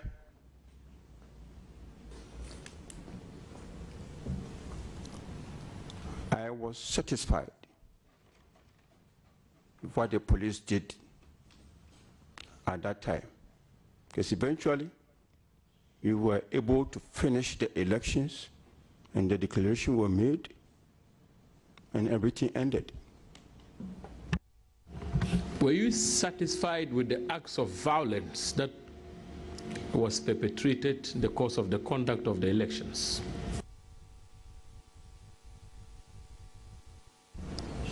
Mr. Chair, the violence that occurred at Ayawaso was not for the elections. It did not happen because of the elections.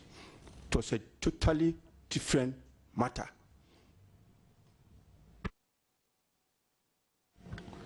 You know, as a result of the violence, the major opposition party withdrew from the election. You are aware, Commissioner?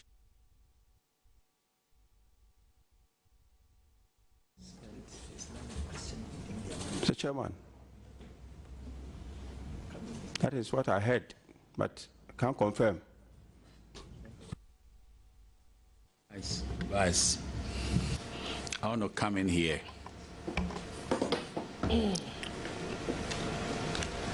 The tape mentioned matters pertaining to Asenot. Now, I've been listening to you for close to 20 minutes, and there is a very big importation of Ayawaso matters and the rest of it. So I want to find out from you, how soon are you going to wind up on this Ayawaso matter?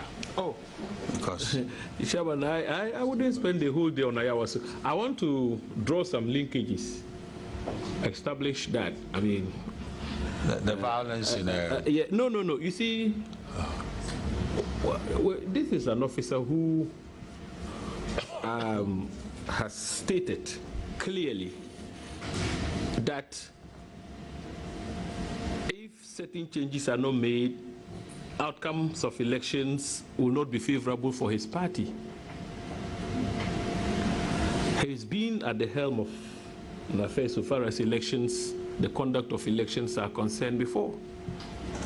So I'm asking whether what he superintended over, whether at the strategic level or at the tactical level, whether he was happy with the outcomes. And then I'm going to establish some linkages, so I wouldn't keep long. Should I proceed? Yes, I was wondering where you were going with the matter, but if you say there are linkages, then let's have them quickly. Because of the fact that we are about to... Oh, I'm not going to... Yeah, you know, I don't like... We have to wind up. A long winding, you know, lines of questioning. I would... Oh, my God. I'm going to be snappy. I'm a senior at the bar, and I know... Oh. You should know by now.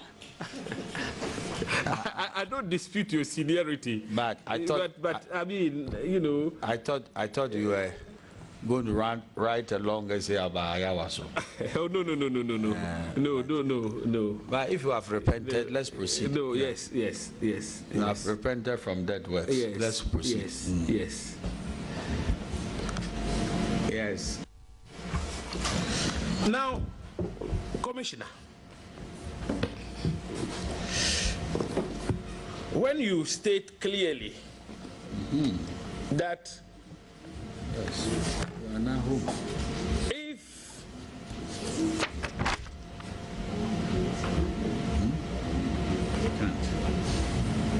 Alaji, whatever we need to do to get someone else to supervise these elections, we will need to do, because as we speak,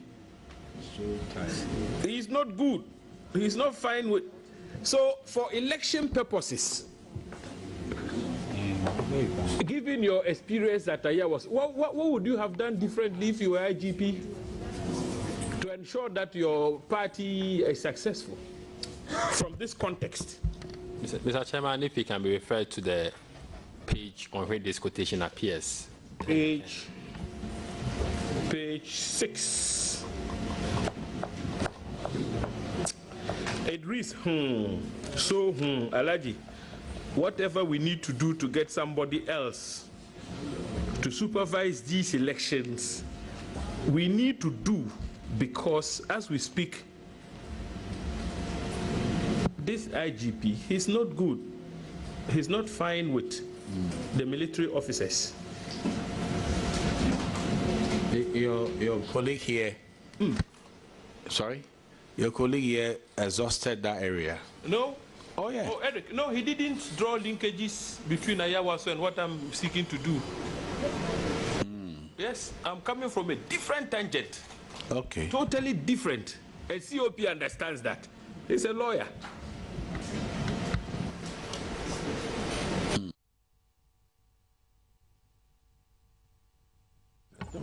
Let me ask the question after he has read.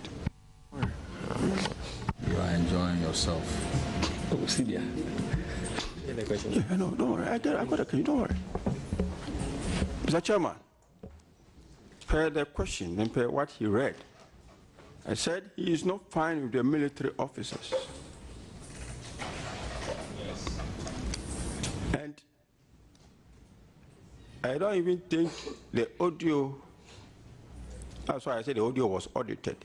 He didn't capture, or I did not only mention the military officers. I said the military officers and all other security institutions. And election security is not only by the police. It is by the police and all other security institutions, including the military. And if you have an IGP who is not in correct relationship with all these security institutions, then supervising the elections is going to be difficult. Because you need all these security institutions to come and support the police. Because during the election day, the number of police stations, the number of centers that you have, the police numbers cannot. And you need all these sister security institutions to assist. So if they are not together, how do we do this? That was what I was telling Alaji. And as I already told, this was a private conversation. COP, you know, we are a former Director General of Operations at the National Headquarters. You know that for the purposes of the management of election security, we have the Elections Security Task Force. You are aware of the existence of the task force, aren't you? I'm very, very much aware. And which I've heard it before. Good. And that task force, on behalf of the IG. And that task force is made up of the IGP as chairman, members of the military command, and the heads of the other security agencies. Is that correct? That is so. Now, has the military ever threatened to withdraw from that task force in view of, you know, what you would perceive as a bad blood between the IGP and the military? I never said so. They. Sure. Have they? That hasn't happened. Yes. So you see, the system put in place, therefore, has not been faulted.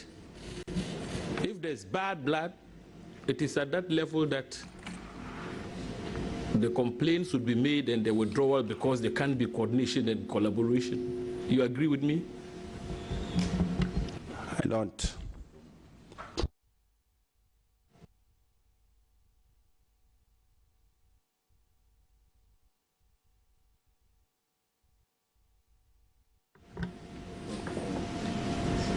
As former director operations, who superintended over Ayawaso elections, what would you have done differently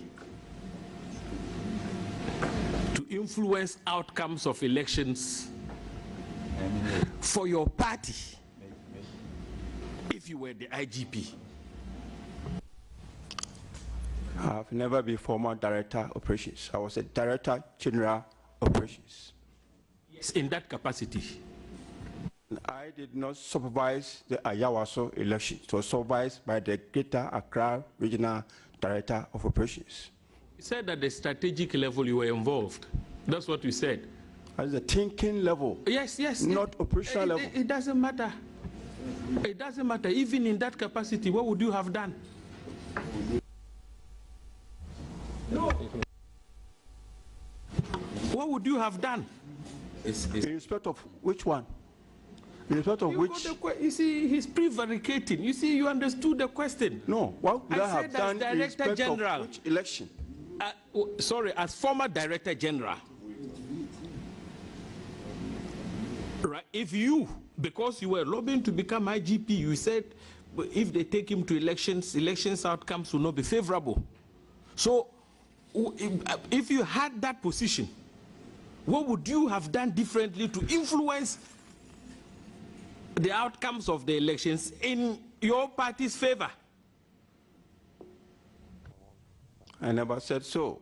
What I would have done was to be in good relationship with all the security institutions so that together we can all work together and make sure that the election is conducted peacefully and no party can do any mafioso work anywhere to subvert the will of the people.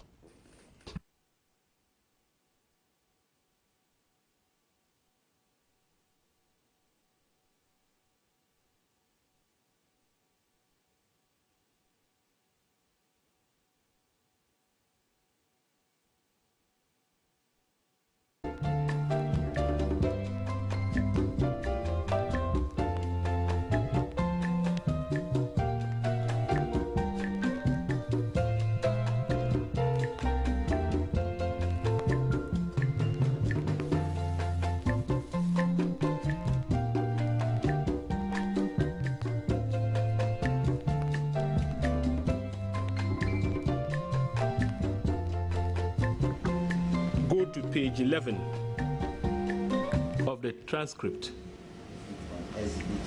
The exhibit 1. No, well, it's the same thing.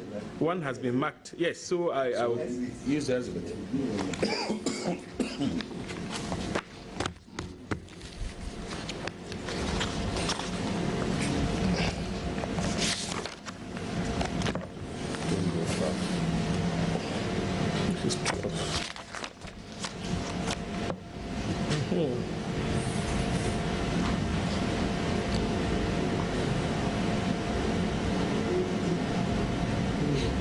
Yes.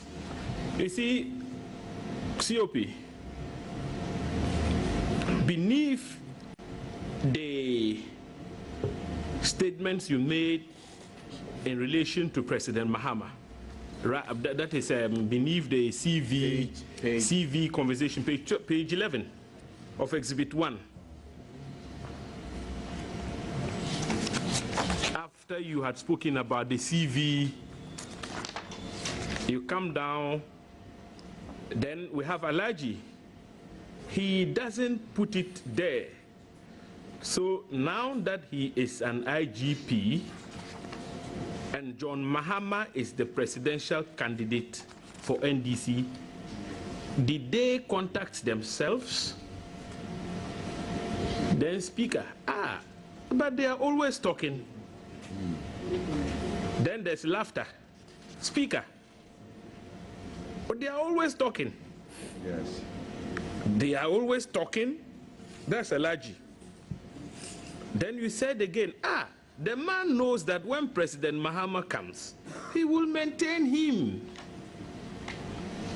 Please, do you still stand by these words? I said it. So the IGP is always talking to President Mahama. You know that for a fact? That is from my intelligence. This is a fact-finding committee. You want to share with us? Mr. Chair, no. You don't want to share your intelligence with us? No.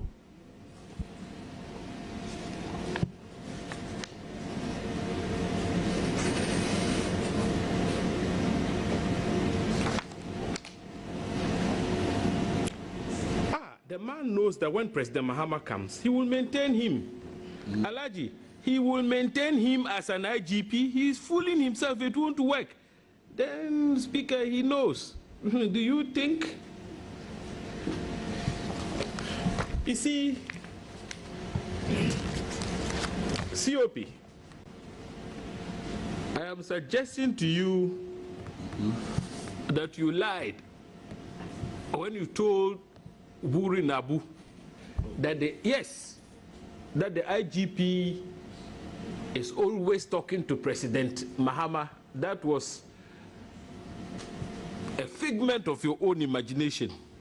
You have no evidence whatsoever. In fact, you have no intelligence whatsoever. This is your own concoction. You don't have any intelligence. You don't have any evidence. You said these things to Buri Nabu just because you wanted to be IGP. Mr. Chairman, there's a portion of the question which we have some difficulties with. What the Vice Chairman is saying is that he's suggesting to the witness that he lied under oath. We think that is a bit far-reaching. The statement that was made was that you are suggesting to him that he lied when he says so. You may disagree with him. We want the question to be rephrased so that he can answer it properly. But how do I rephrase it? I'm putting something to him. If it is correct, he will simply say it's not correct. Is it because I use the word lie? That is so. So if I were to say, but I use the earlier word, prevarication, what's the difference? I'm putting something to him that statement is not factual. It is not. It is for him to agree or disagree. You wouldn't be found wanting for perjury. I mean, we would take into account several other factors. Yes, you see, to determine perjury. Counsel. I'm putting something to him, right to him. When something is not factual, it's a different issue altogether. But when you say somebody is lying, you understand, then he's trying to peddle deliberate falsehood. So when you don't know a fact, it doesn't make you a liar. So that's the difference my colleague is trying to show. But you can always repackage it so that it will achieve the same decency, you know. Yeah. Yes. Rephrase. But the whole point of the matter is that he has no evidence. So let me put it this way. So I withdraw the first. Council is not very happy about how the question was couched. Commissioner, I'm suggesting to you that as we sit here, you have no evidence to show that this IGP is constantly talking to President Mahama. You have no such evidence.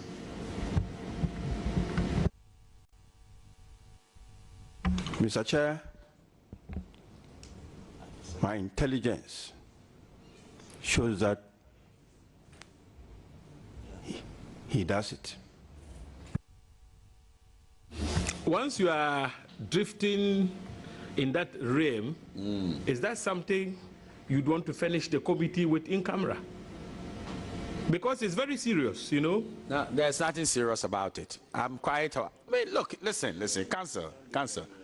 Today, they have the leader of this nation, Nana Addo Dankwa Akufo-Addo. The IGP can talk to the President Akufo-Addo, can't he? And if there are issues for discussion, so that maybe the opposition might pipe down on a matter for reasons of security, can the IGP call former President Mahama and say, hello? Or what is wrong with that? Chairman, you see, don't let us not. Please. There is the context. It doesn't the context mean anything. matters. You see, the context defines. Council. Defines, you know, the nature of what he put out there. The context. Okay. The context. So if it's having normal conversations, how would we know? No problem. But you see, there is a context. Here is a man who wants to replace an IGP. And one of the reasons is that he's constantly talking to the opposition leader, former president. Yes. That is not something that is too good for the ears of Bugri Nabu. It means that when he uttered these words, right, there were certain motives. So when he says, oh, as a security couple, you know, there's nothing wrong if he says somebody talks to another. Yes, ordinarily there's nothing wrong. But the context within which these words were said is problematic. And I'm asking if he has any evidence. Yes, he says he has intel. He said he won't share it. He said it. I asked whether, but he hasn't answered the second bit of my question, whether he would want to do that in camera. No, Mr. Chairman. You won't want to share it? No, Mr. Chairman. So we can now properly evaluate what way to. If I had not done that, there would be gaps. There would be gaps. But exactly. But if I had not concluded on this note on this one, how would you know? Fill in the gaps.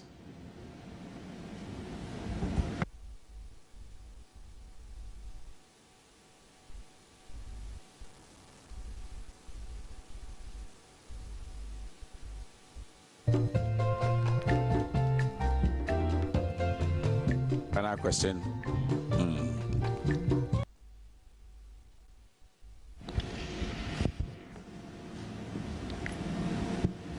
Commissioner,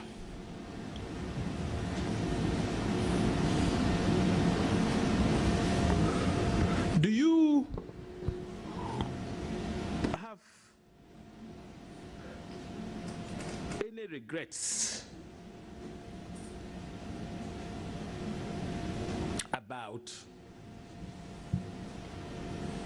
the leakage? Everything you said in that audio, do you have any regrets?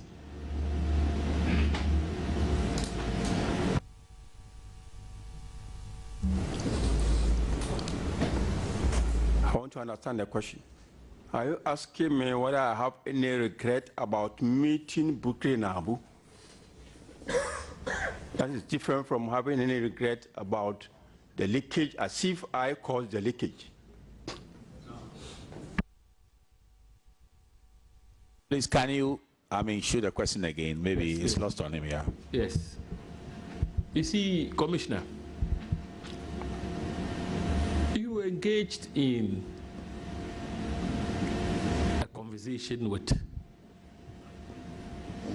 a friend, someone you trusted. Now, you asked? You are captured as having said so many things. We don't want to go into that. I'm saying that as a commissioner of police, do you have any regrets that these things are in the public domain and Commissioner Mensah's name is being mentioned left, right, center? Do you have any regrets at all? Mr. Chairman, I must be frank.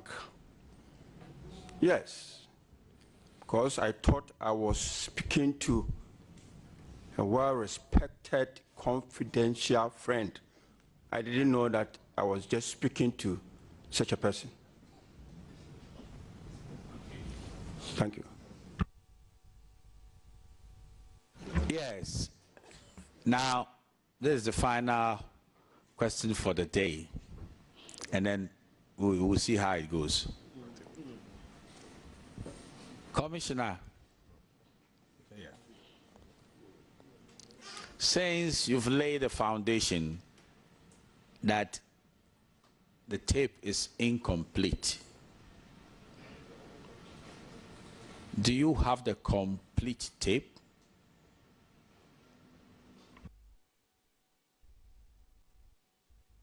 Mr. Chairman, my intel suggests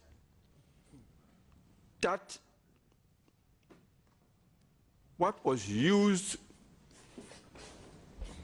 to tape the conversation was done by the current IGP. He sent some people to do it, and after which he went for it. So the tape, from my intel, is with the IGP, and he caused it to be leaked. So if this committee wants the tape, the right person to call before this committee is the Inspector General of Police.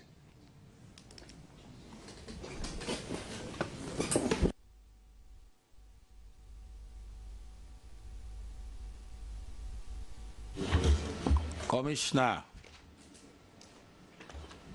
with the greatest of respect, did you verify what your intel told you, or this is a hearsay? Did you have the ocular proof from what your intel told you? Or this is something that you just believe it could be true? This is not something that I just believe to be true. But, Mr. Chairman, I wouldn't want to say it here, but I can tell you in confidence. I can tell the committee in confidence, but not here. In camera, okay. Yes, Mr. Chairman. All right.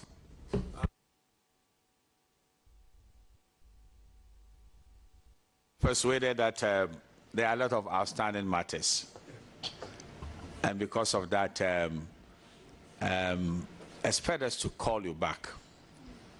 We'll crave your indulgence for the sake of what is going on, that you don't travel, I mean, in the immediate future, so that we'll be able to have the benefit of your presence. Okay.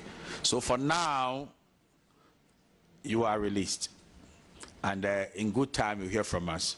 But I have to make a very strong apology to my brother, Superintendent Asare. The second day running. Yes, I have to apologize, because as if you are virtually being detained, but that is not our intention. Two people were very verbose on the committee. The first who was very verbose is the council. No, it's not the council. It's a commissioner. And the second person who was very verbose is the vice. These two people, two lawyers. Oh, I mean, I've been listening to you people. Two lawyers who are so verbose, and because of their verbosity, they're taking all the time. I apologize. I needed to contain them sometimes, the two of them. So please, Monday is when you have your day. And I'm craving your indulgence that Monday come. If it is possible for you to receive anything you need to aid your interrogation on Monday, the Secretariat is around to, I give you the aid. If we can even give you the proceedings and the rest of it. But the proceedings so far, whatever you need to know, so that you and council will be very ready for Monday at 10 o'clock in the forenoon, we'll be able to, do what is needful. But I have to thank you for coming, and also your stamina. I really appreciate your stamina. So, council, we have all your details, all the lawyers, and you have your surrender all your phone details, your emails, and read over to the secretary, because we wouldn't now have to use the Minister for Interior to invite you. Right now, you are with us, and therefore, you've not been discharged. You've just been released for this, so we'll be able to call you personally and deal with matters. All the details of the members of the committee to our secretariat, and we will do. So we thank you for coming. You want to say something? Yes, Mr. Chairman, thank you very much for the opportunity. But when you said we shouldn't travel, I don't think. I think you are talking about outside the country. Yeah, because yes, as I sit here, I'll be traveling to my hometown, Bekwai. Yes. Oh, you can. Yes, yes, okay. You see, I'm saying that like you going to have a vacation. I mean, is it Dubai? He says he's going to Bekwai. No. I'm saying that the travel, I meant like leaving the jurisdiction. Aha. Maybe there's an assignment that will take you 3 weeks. But even that, you have to notify us. It's not because of anything, so that we'll be able to have the scheduling properly done. So, you are discharged. That's all I can say for now. Yes. Thank you, Mr. Chairman. I have to also thank the lawyers, I mean, for the time. And I will tell you that either you bring your own packed lunches or we can give you lunch. It's the same meal we eat, we can give it to you, so that it shouldn't be as if we have had a long day and we are being starved. Yes. That's why we are grateful. Sure. We will take the chance to take part of our taxes. So the formal proceedings have come to a close, and we have adjourned proceedings to Monday, 10 o'clock in the forenoon. So please.